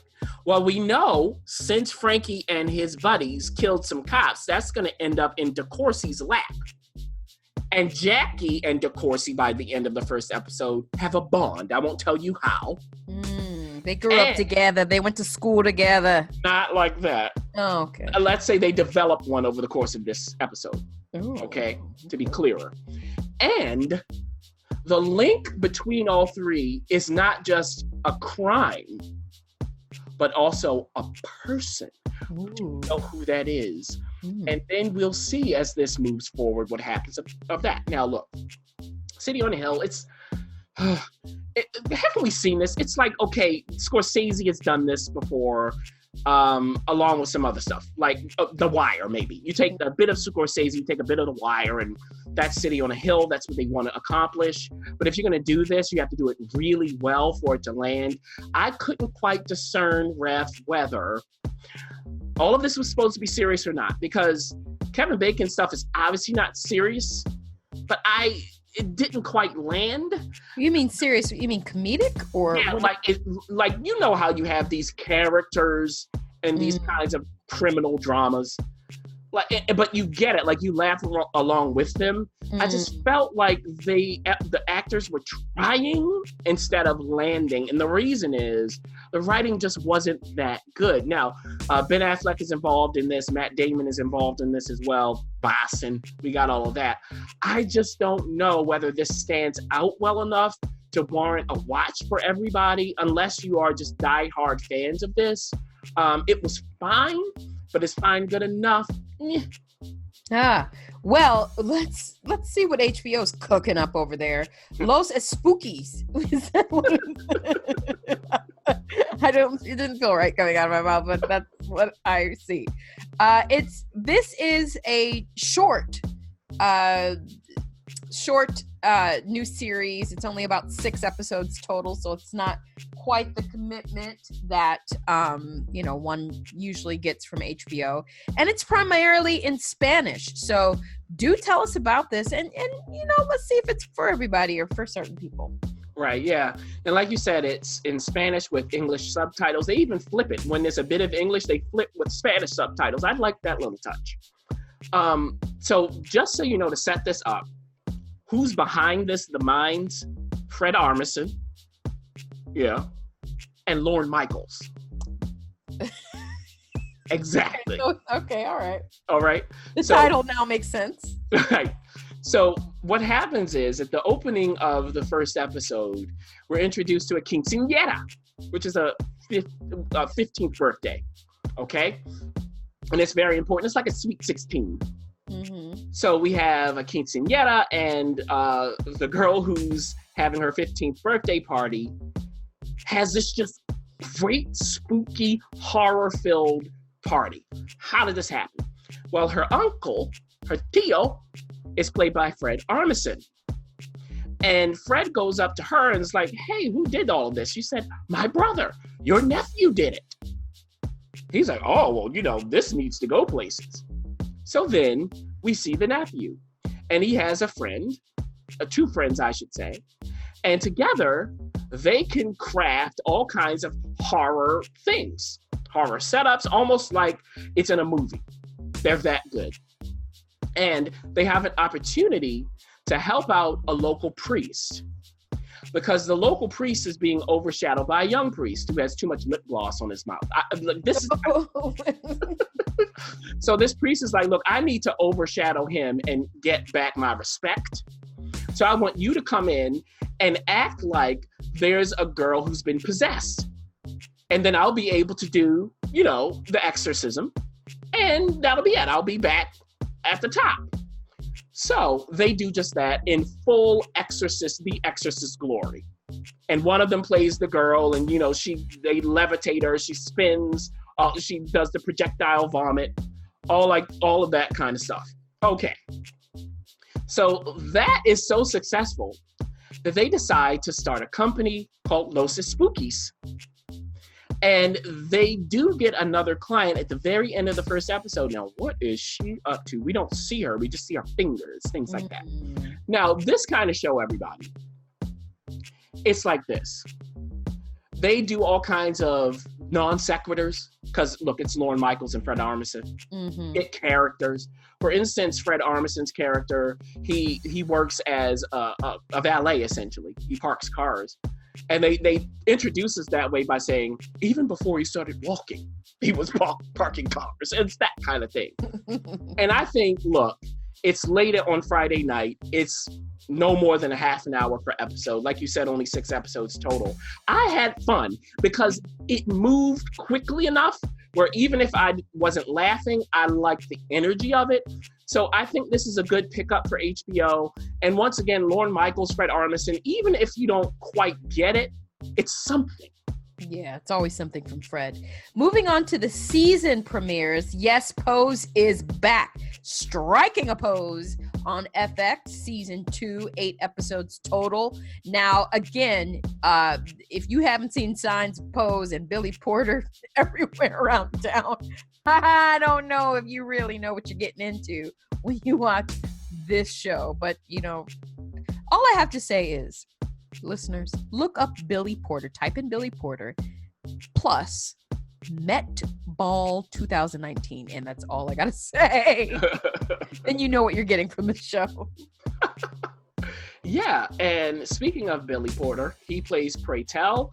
He's really the main MC of the balls in New York. Now, in the first season of Pose, we were in 1980s New York. Now it's 1990. So we've gone forward a few years, and what came out in 1990? Oh, you know it. You know. Vogue, the song. Yes.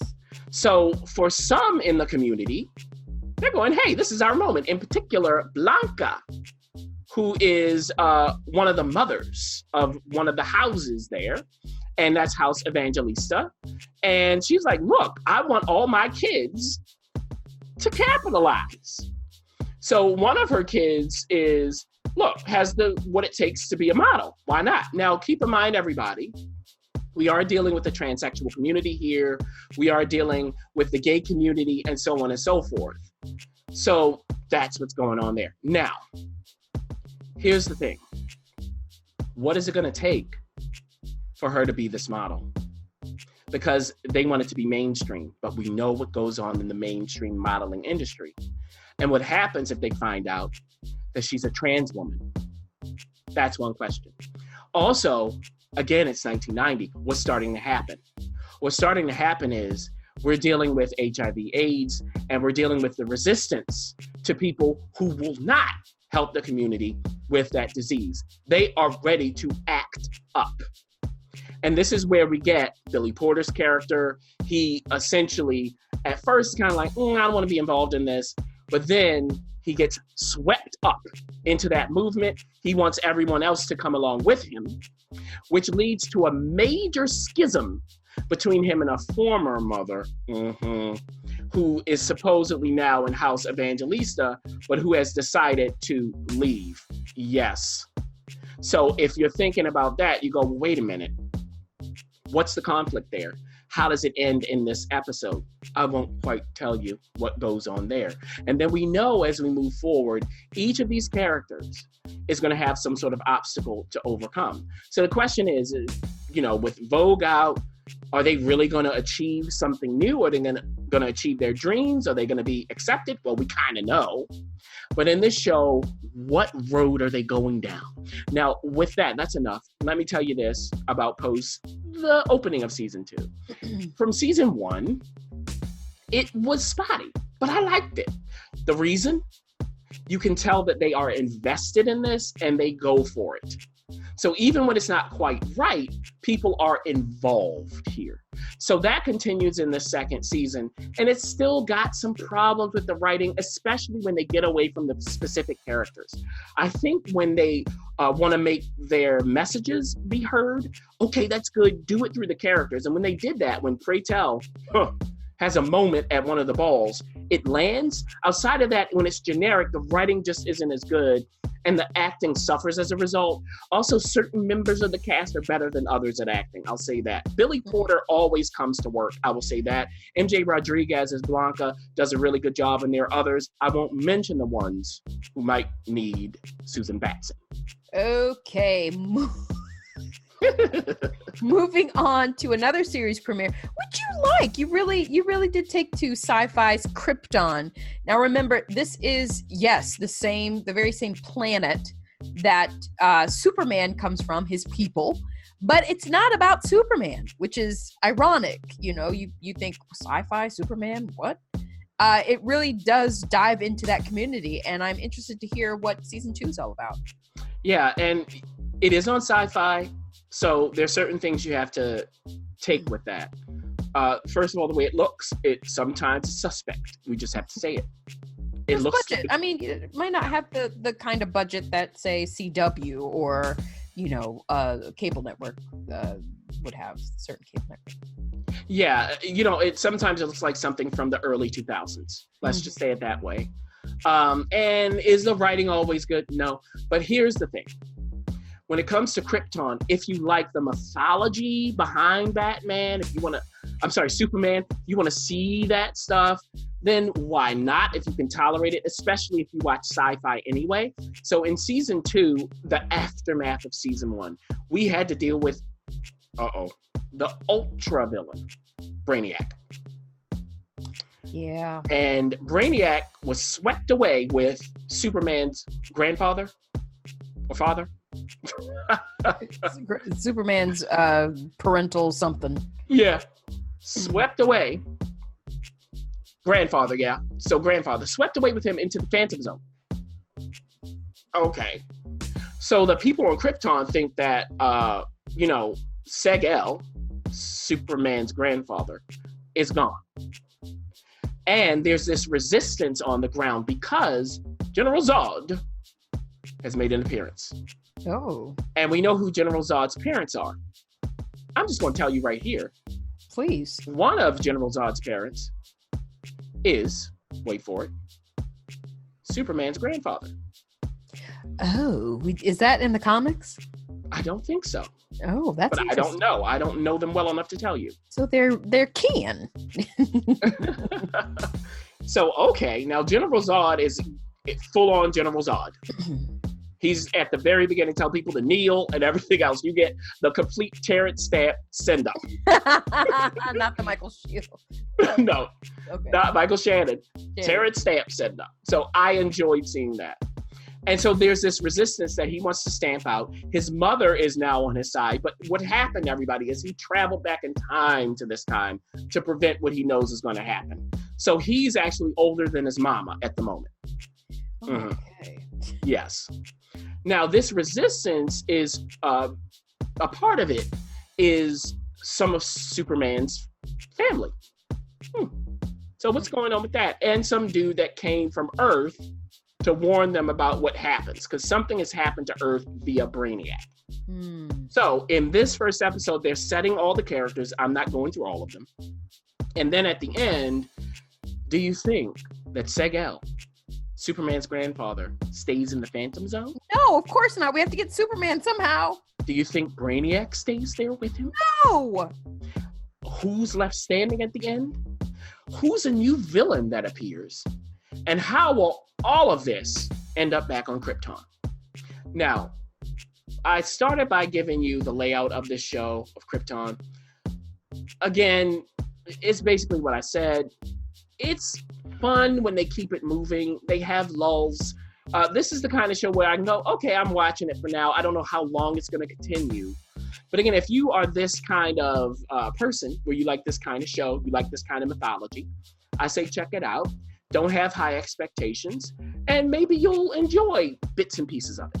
You know what? This is interesting. It really does sound like it belongs on Sci-Fi, meaning it really dives into that mythology. And if you really aren't keen to that, then you may not know if a villain shows up who they are unless you're like into that world. So Superman fans, I suggest you check it out just so you can see, what is in the comics and what's being made up. Now, moving on to baskets. Put the lotion in the basket.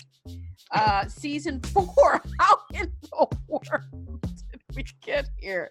I mean, I remember when season 1 came out and nobody knew what was going on. Like, it was just fascinating. You were absolutely engulfed into this world, but you didn't quite know what the world is. But FX has stayed faithful to baskets. And we have Louis Anderson playing Ma. What's she up to now? Now, last time we checked in, last season, she was starting to date around a little bit, starting to feel herself. I don't know. How are the twins? I have no idea what this show is doing. Oh, which set of twins, right? I mean, I look. have no idea. It's a very trippy show. I feel like. It is. And you know what? Is it even a comedy anymore? Like, where are we now? In this 4th season, Mama Baskets, yes, played by Louis Anderson, just played by Louis Anderson, folks. In a dress, that's it. No. Yeah, Louis Anderson with some makeup and a dress. Look, and like some sort of they did pressed his hair. So we have Louis Anderson. Talk about Mama feeling herself. She is now about to get married. Oh, okay. And her beau is moving in. They moved to a new house. With Chip Baskets. He's living with one of the twins, the one who's a clown or wants to be a French clown. So his twin brother Dale, also played by Zach Galifianakis, he has left the family rodeo. They bought a rodeo last season. He's gone. He's out of it. So Chip is there at the meetings, and he, of course, wants to do some clown stuff. The other people at the meeting are like, you know what we're going to do? The stuff that makes money instead. So Chip is not feeling well, but he gets a call from his ex-wife. Now, this ex-wife is French, but they had an arrangement to get married. This isn't out of love. This was because he wanted love, in her words, and she needed essentially a green card. Okay. Oh, poor Chip. But she comes back to the States. He offers to drive her around. What happens with that? Do you think that goes well? He has to rent a car, and when he's renting the car, the woman working there tells him, look, you need insurance. Because if you get into an accident, you could just walk away. So what do you think happens? Oh, poor Chip. Okay, yeah. So at the end, of course, his heart is broken again. And the question is, where are we moving forward? Mama's moving forward. Chip, her. And then we'll have to see what happens after this episode. So this is still what Baskets has become, Ref. It's not early Baskets. We're now in, middle Baskets? Which is a lot of drama going on.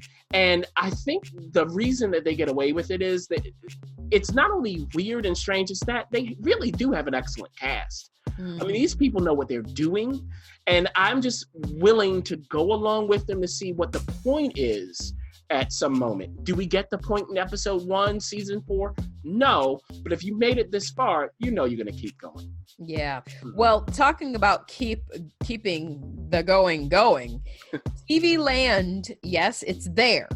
Now, I know there was some switching back and forth trying to get Younger on a different, on the Paramount Network, but TV Land has kept Younger in its 6th season now. Holy crap.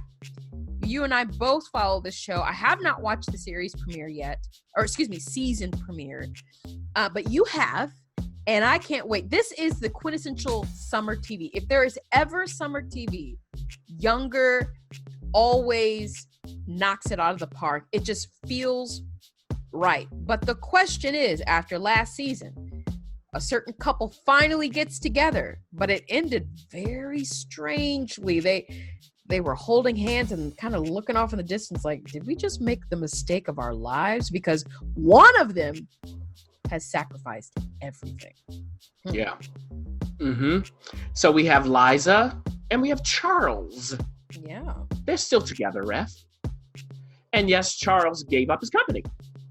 It left. Yeah. So that there wouldn't be some sort of Me Too moment between he and Liza, played by Sutton Foster. But the thing is, this man's in his late 40s, according to the show.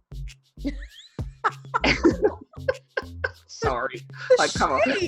Well, when they said that, I was like, come on, y'all. Like, he's not far from late 40s, but he's not late 40s. Anyway. So, and look, hats off to the dude. Great.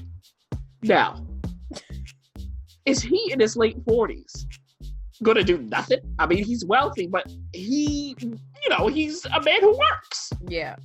He's not 60. So that's the question in episode 1, because back at Millennial, where Liza still works, where we still have Kelsey. And remember, Kelsey is now in charge. Yeah. Also, they have an investor who's also a writer. Now, what's going on with her? Because that's going to come up in the season as we move forward. So in this episode, the whole thing is Liza's finally about to let everyone know, hey, I'm like 40. Who knows? She's probably 50 by now. Okay. Well, there's only like 2 people who don't know it's her boss and like one other person. Jeez. And the boss learns about she and Charles. How does that go down? Ah, her old flame, or what she thought was a flame. Mm-hmm. But the thing is, what about her age? Well, that has to take a back burner because of certain things. And Liza's like, look, please, I was ready to do this. Let's get it done. Kelsey has to learn how to now be the editor. This is no longer her being able to read her favorite books and make recommendations. What's that like? Zane, her ex, who also left the company. What's he up to? Oh, boy. He's always up to something. It involves Charles. Ooh, We find out at the end. The question is, Raph, where's Liza gonna fall? Is she a millennial girl or is she a Charles girl? So younger, hey, the ref said it. It's the summer. Darren Star knows how to do this in his sleep. Okay? The cast is great.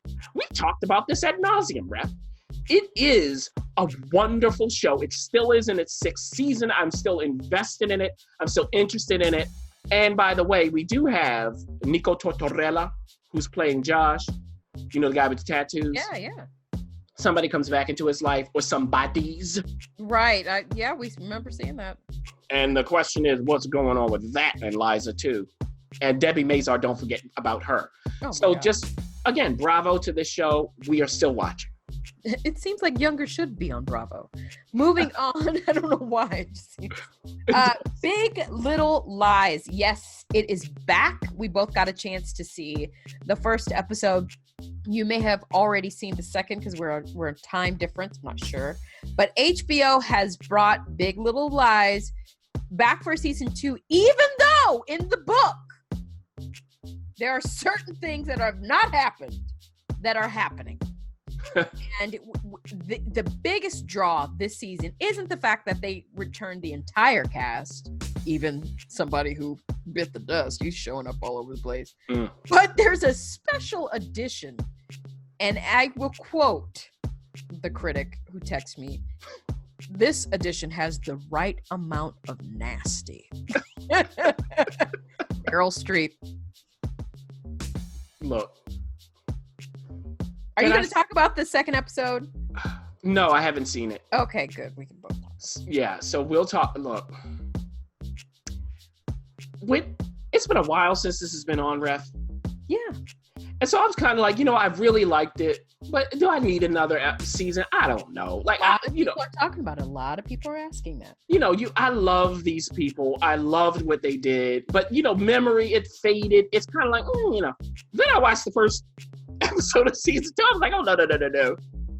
This is what I need to be watching right now with Younger in the summer. This is it. Because the thing is, everyone, it is surfacey on purpose, but there's a lot of nasty underneath. And when you get Reese Witherspoon, Nicole Kidman, Shailene Woodley, Alexander Skarsgård, Adam Scott, Zoe Kravitz, James Tupper, Jeffrey Norling, Laura Dern, Catherine Newton, and others, Ian Armitage, Young Sheldon, you get Meryl Streep, then they make this work. Now, we're back in Monterey, California. Somebody's dead, and you know who did it. Yeah. Reese Witherspoon's character, Madeline, she's her bubbly self. Whatever. Like nothing happened. Affected. Whatever. Her husband is getting propositioned in supermarkets. Okay.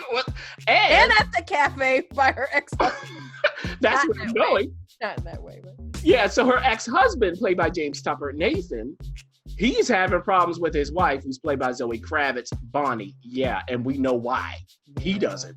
So he reaches out to Ed, played by Adam Scott, who's married to Reese Witherspoon. Okay.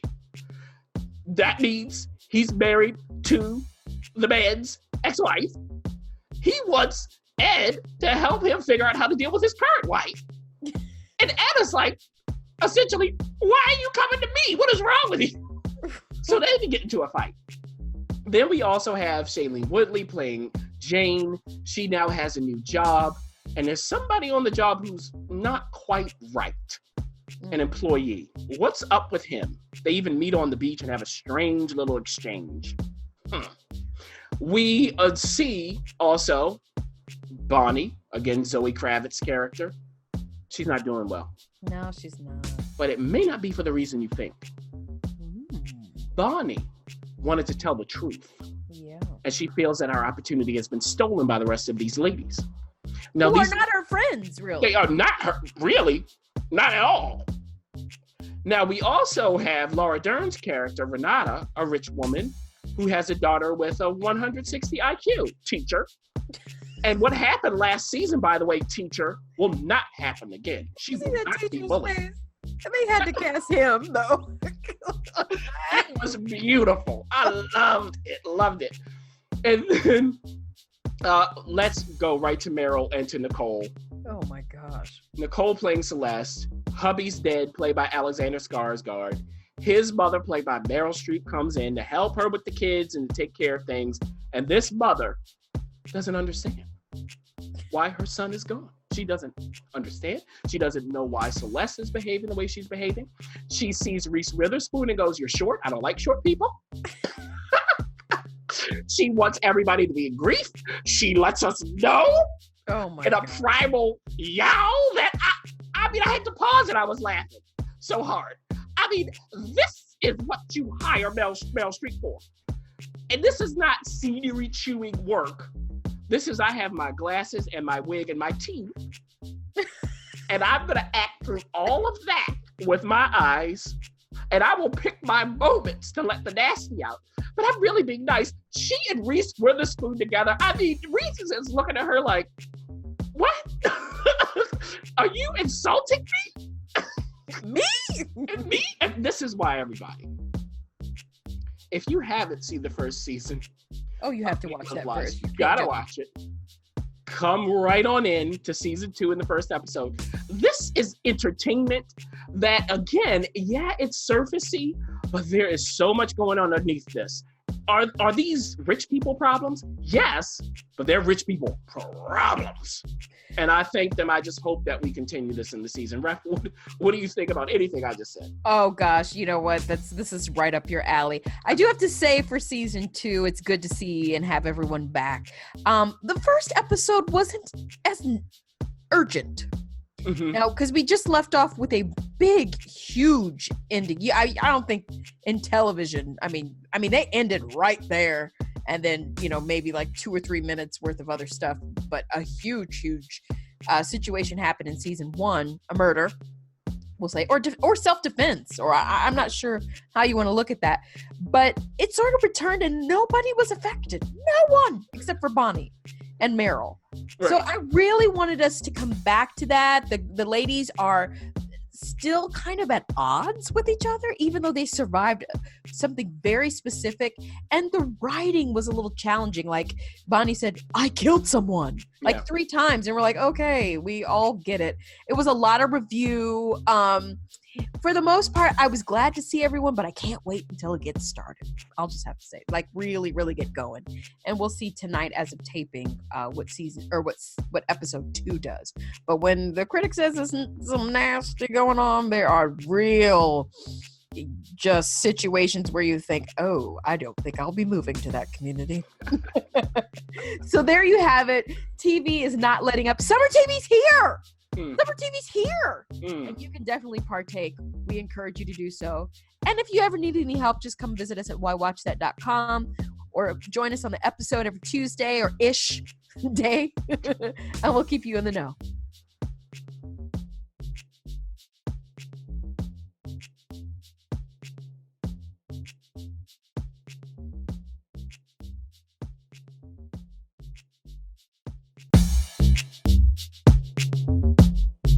The Why Watch That TV Talk.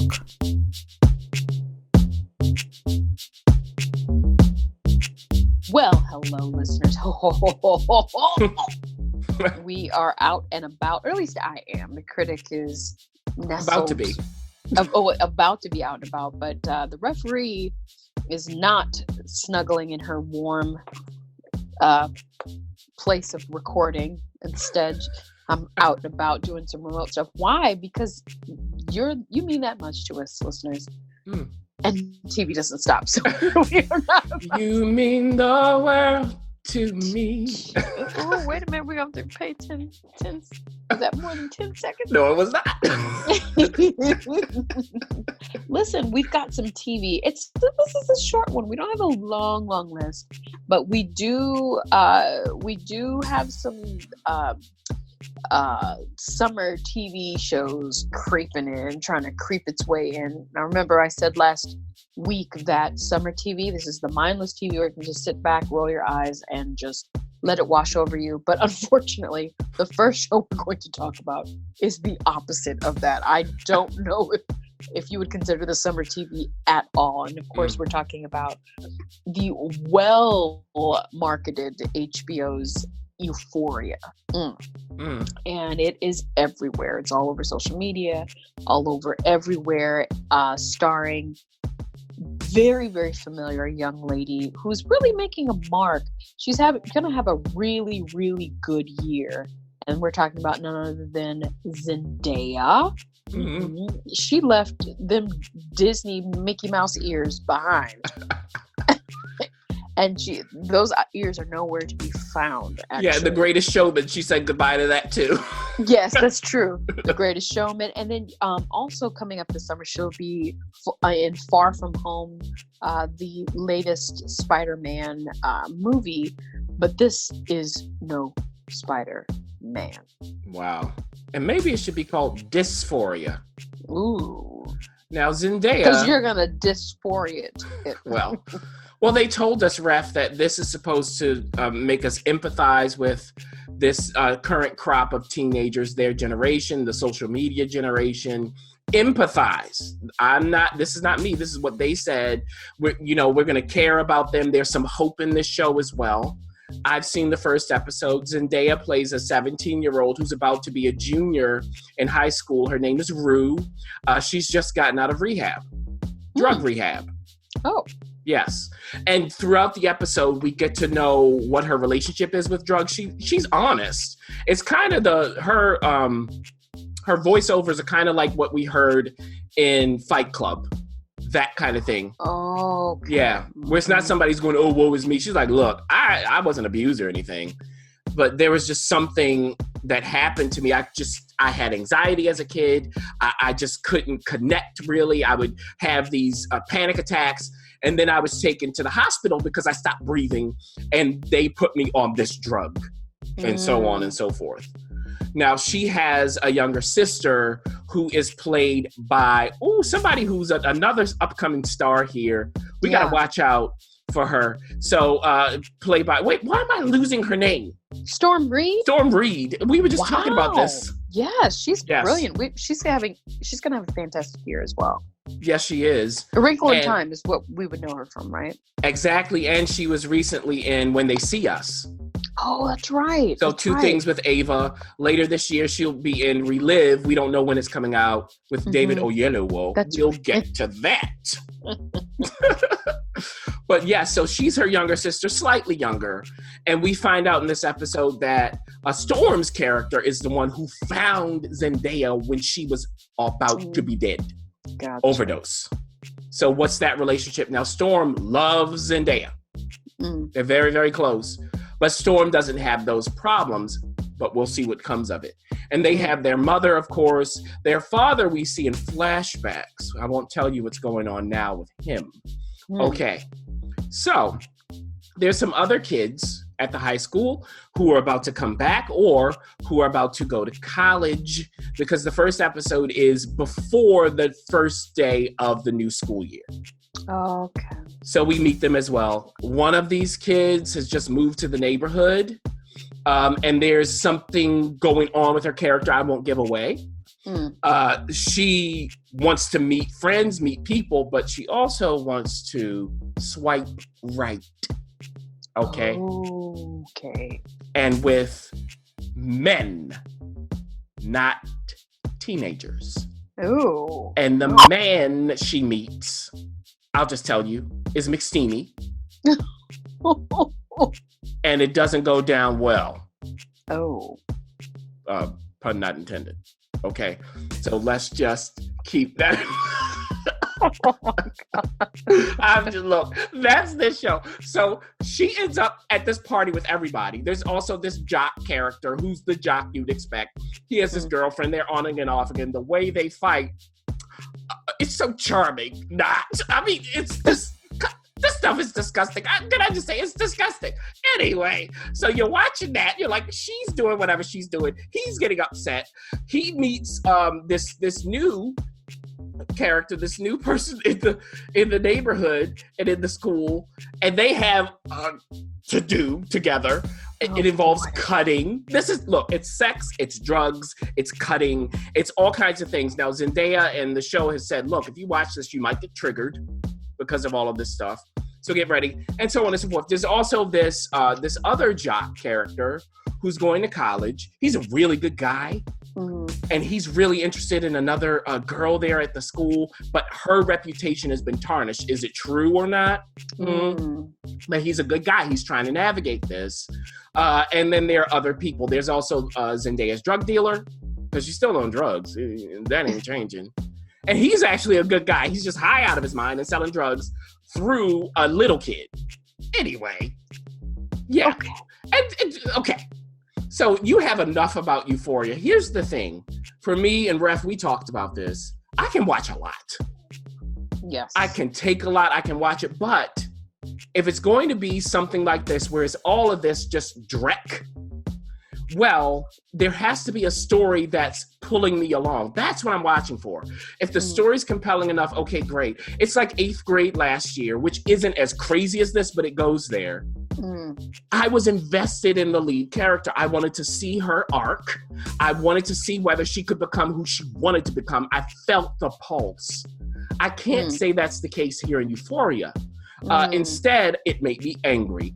Every moment I watched, I got angrier and angrier because I didn't know why I was watching it. Now, they're going to say, hey, we get to see all of these struggles that kids have nowadays. Okay, this is storytelling, though. This is storytelling. Zendaya does a wonderful job in her role. You buy her as somebody who's a drug addict. You get it. And somebody who's kind of like, look, you don't have to pity me. She does a great job. And she'll tell you, I've not had these experiences, but I am an actor.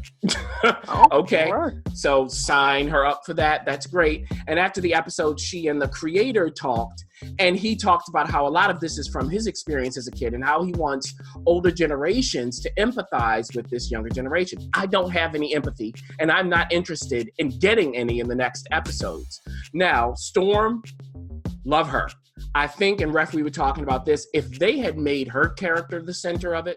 Oh, yes. She's the innocent one. She's trying to fit in but not go along, that kind of thing. That would have been much more interesting.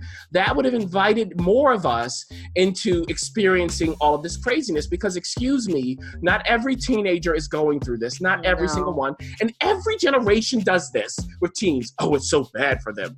Oh, it wasn't that bad for me. This is going to happen ad infinitum. So that's what I have to say about Euphoria. It wasn't euphoric for me. I didn't see the hope because in the end, Zendaya and a girl in town, they meet, and that's supposed to lead to something. I don't care though. Gotcha. Well, you heard that. Let's move on to something lighter. Yes. This is a new show on ABC. It's called Grand Hotel. Now, I'm not sure what you're going to say about this, but I know there is a Grand Hotel circulating either on Netflix or Amazon Prime, and it's all in Spanish. But this is on ABC, and Eva Longoria, if I'm not mistaken, is attached to this project. And I hear it's summer TV in its fullest. Yeah, and that's absolutely right, Ref. I believe it is Netflix that has the Spanish version because this is based on that. So it's telenovela all the way. Ay, caramba! Now, this is what happens.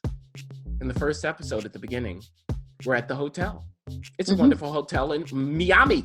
in Miami Beach. And there's an employee who knows something. Uh-oh. And she goes to the owner, played by Damian Bichir, Santiago Mendoza, and some other people. And she's like, look, essentially, you're going to have to pay up if you want me to be quiet. Oh, extortion. Now, there is a hurricane on the loose outside. So no one can leave. They get all the guests out of their rooms and lead them to the ballroom and so on and so forth. She finds herself being chased in the hotel. By whom? We don't know. She's chased outside. And what do you think happens? Oh, boy. Then we shuttle forward in time.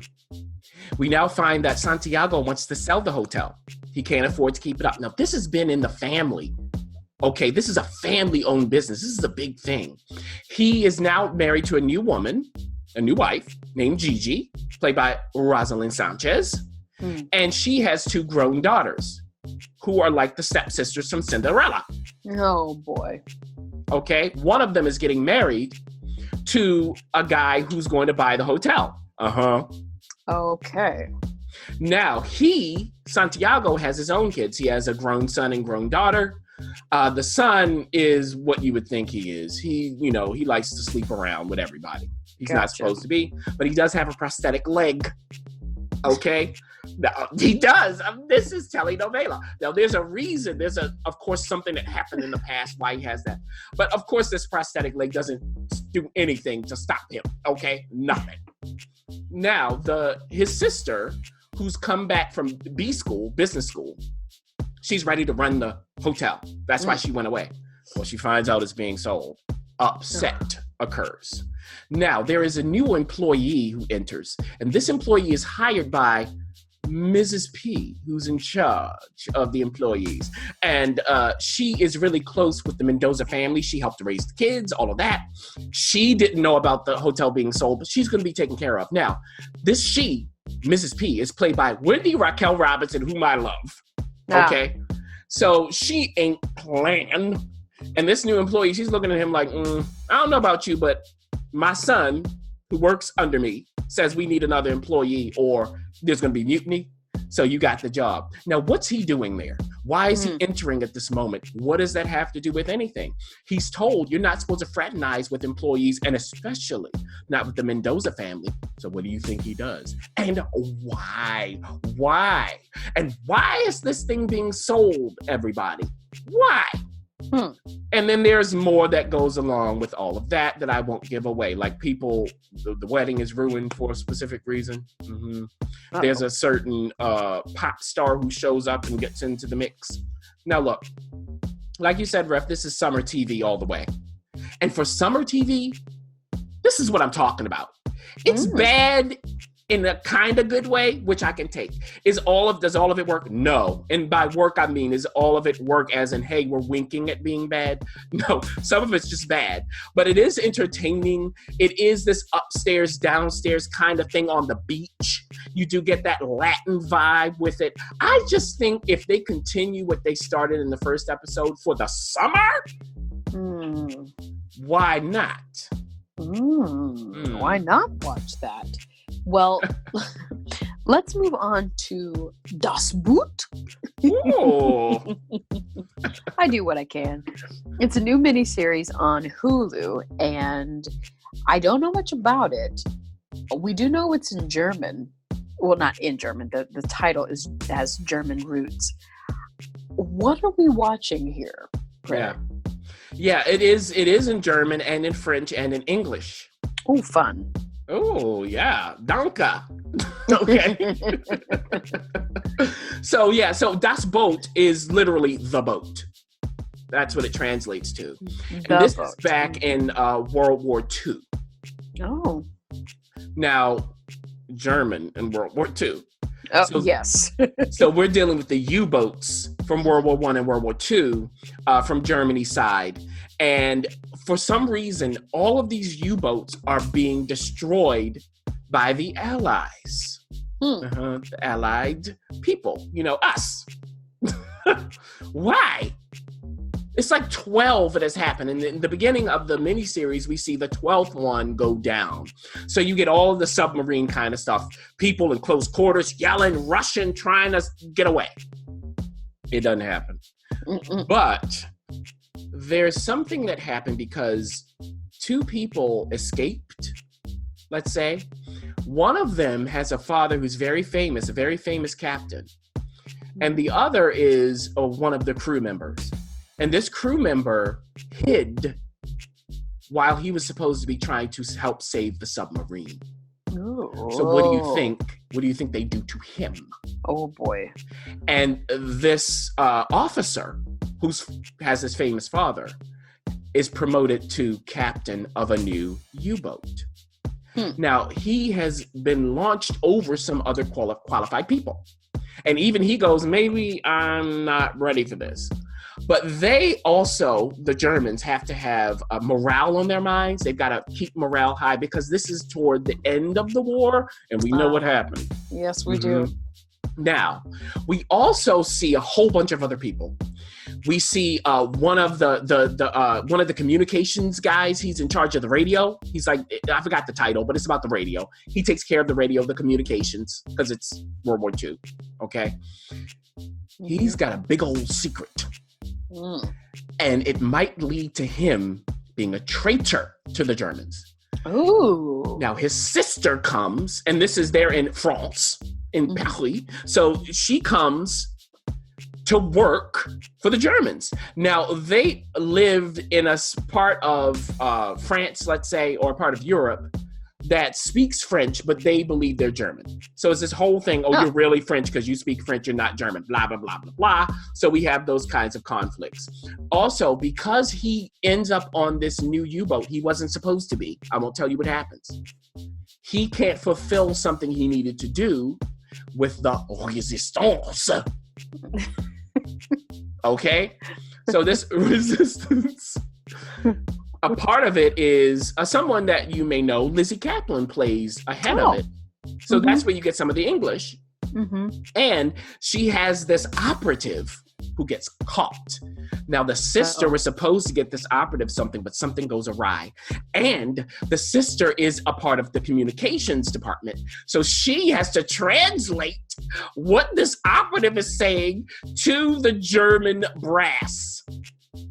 Whoa. Ooh. And then you get all kinds of stuff. Of course, they go on the U-boat. Of course, there's going to be this new captain. He has struggles there. There's this American guy who joins. He was Vinny Kartheiser from Mad Men. He joins. What's he up to? You know, it's all of this stuff, both in the submarine and on the mainland.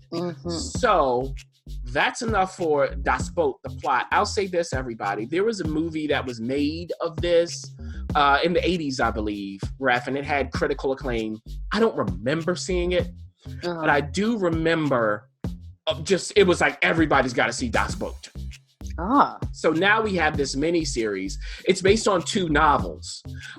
And I'll say, if you like this kind of a whole bunch of different characters and you have all kinds of competing interests and conflicts and possibly somebody's going to be dead, then Das Boot is pretty good. It's pretty good. I would give it a good. Is it always as riveting as it could be? No, but it can be riveting, and I do find it interesting. So if you want to see this kind of miniseries on Hulu, it's right there, all episodes available, and you don't mind reading subtitles, you got German, you got French, and then you got English, then check out Das Boot. Gotcha. That's interesting. Now, Reef Break. Yeah. This is on ABC as well. Now, ABC is known for throwing out some summer TV at you. I mean, we had The Catch a couple years ago. USA will also do some summer TV, but Grand Hotel, right? Grand Hotel, yeah, exactly. Reef Break is a new show that you will, listeners, have to decide if this is something that you just want to sit by the pool with your iPad and be swept away into summer's foray of television, or is this something that maybe you should pass on? I think the critic will have an answer for us.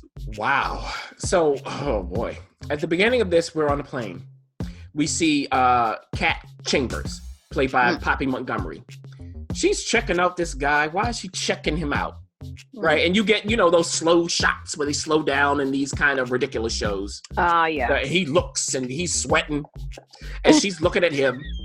Okay, what's that about? He keeps going to the overhead bin. The plane lands.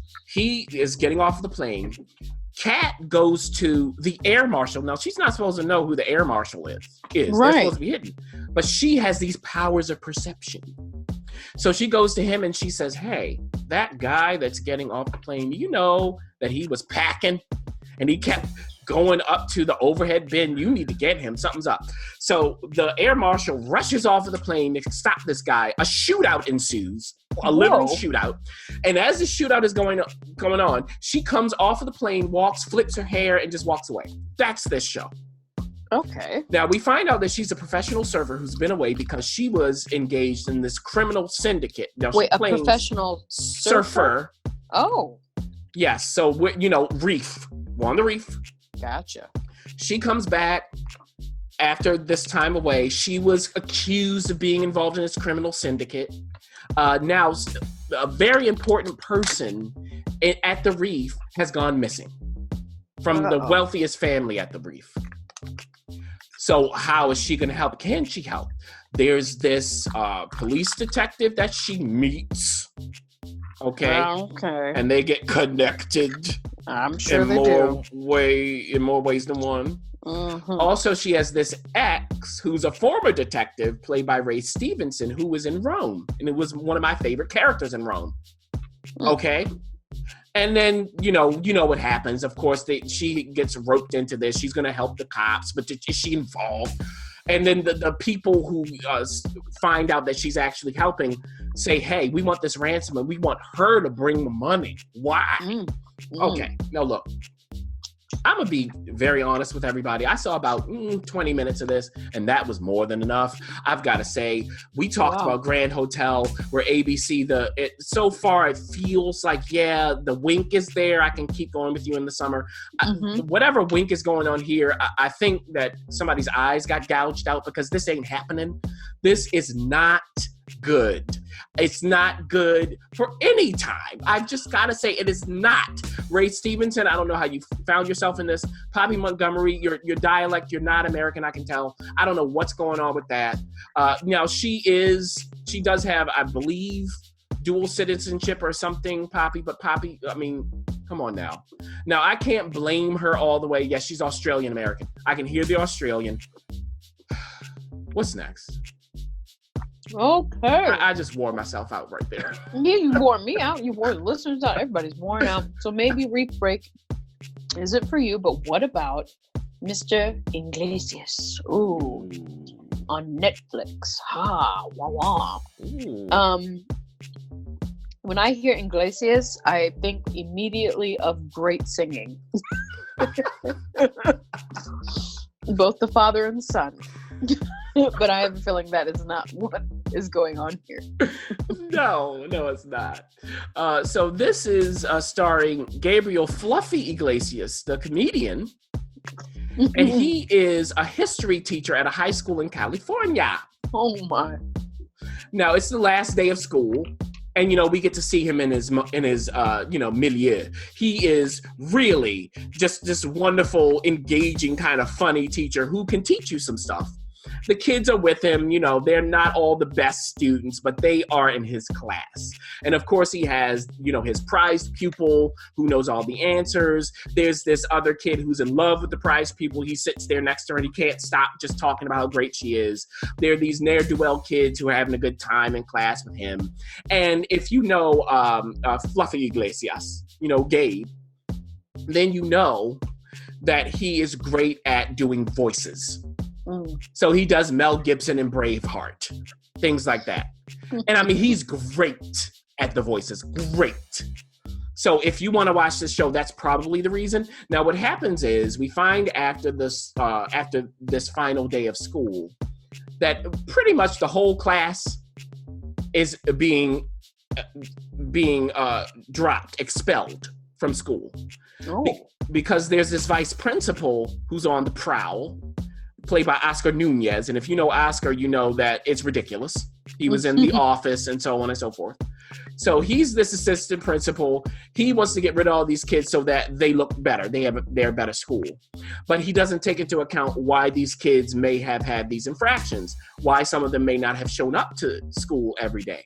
Because the prize pupil is on this list. Ooh. She has to work to feed the family. It's things like that. Now, some of them are just need to go. But anyway, so Gabe is like, look, instead of taking this advanced class in history next year, principal, and by the way, the principal is played by Sherry Shepherd, so we're not in serious land here.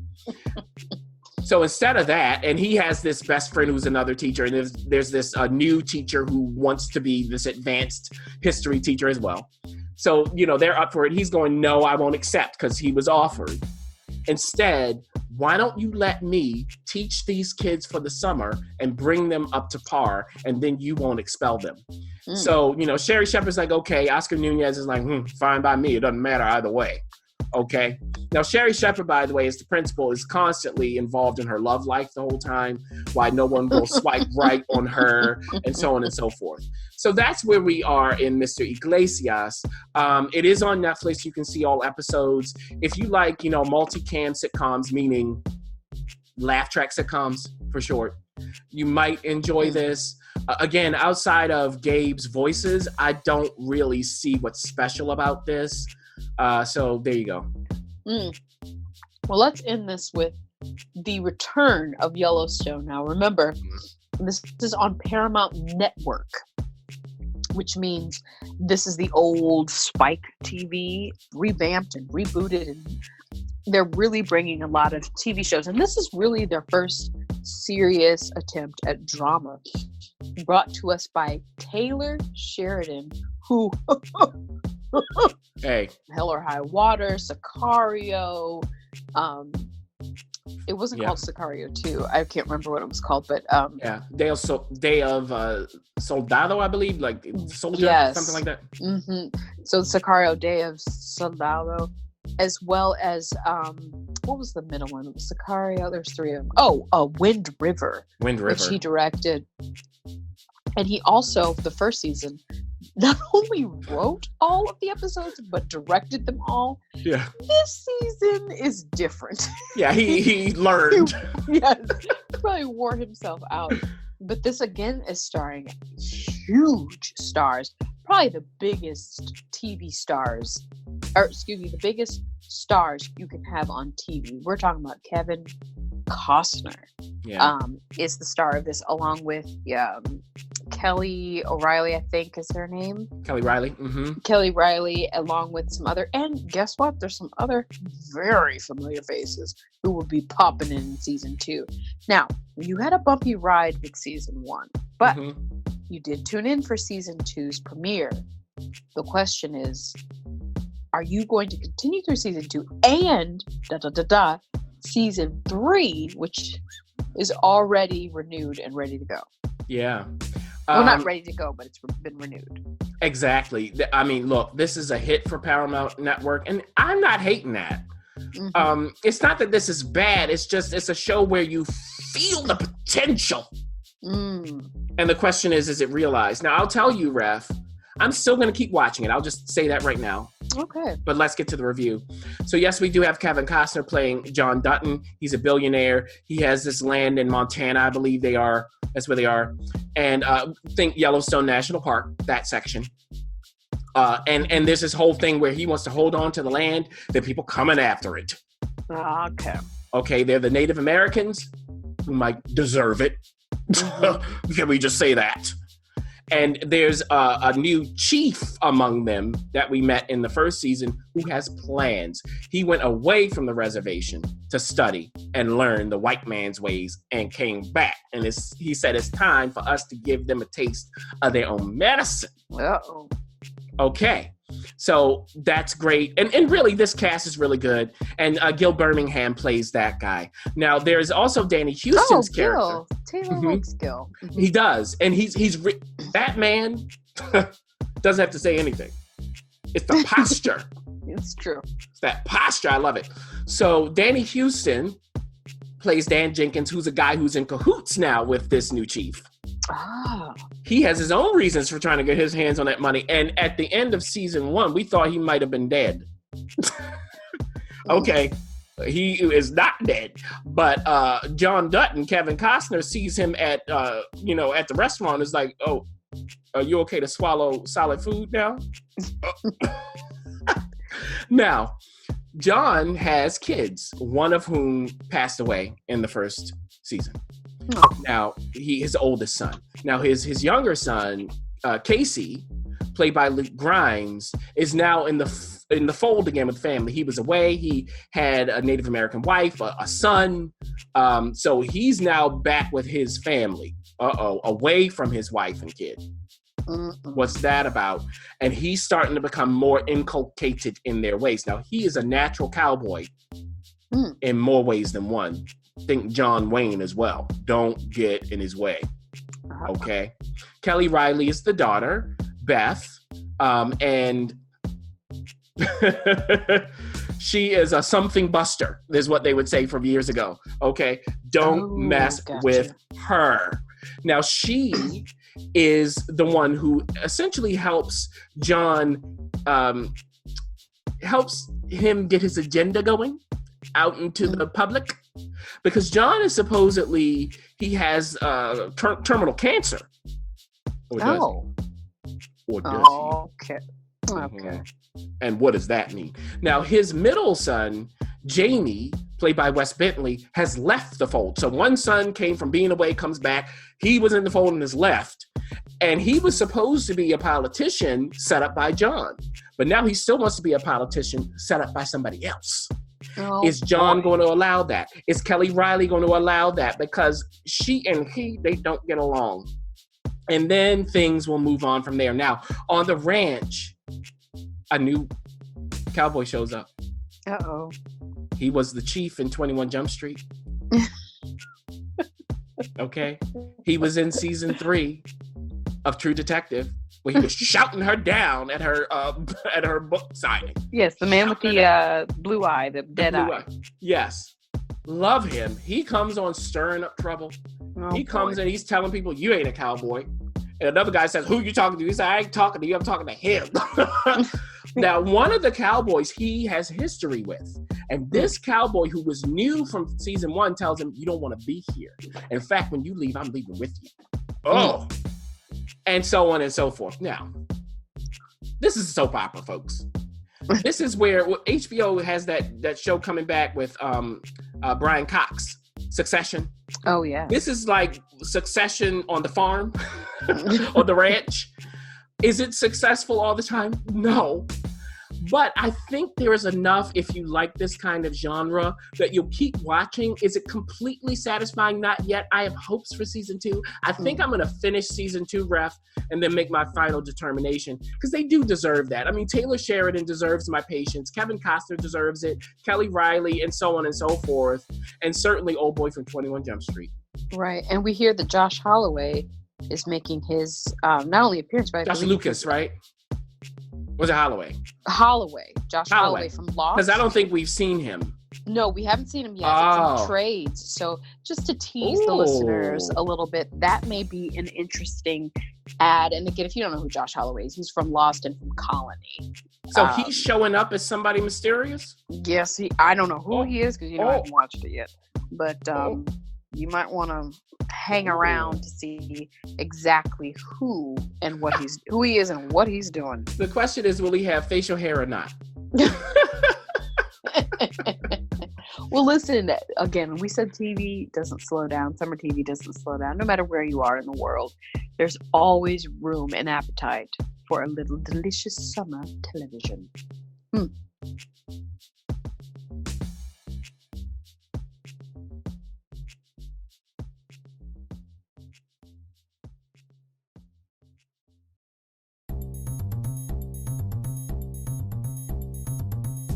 Thanks for listening. For additional resources, visit whywatchthat.com. Good idea, and we'd love to hear from you. So go ahead and leave comments, feedback, and you can rate us on iTunes. We'll see you next week. See you.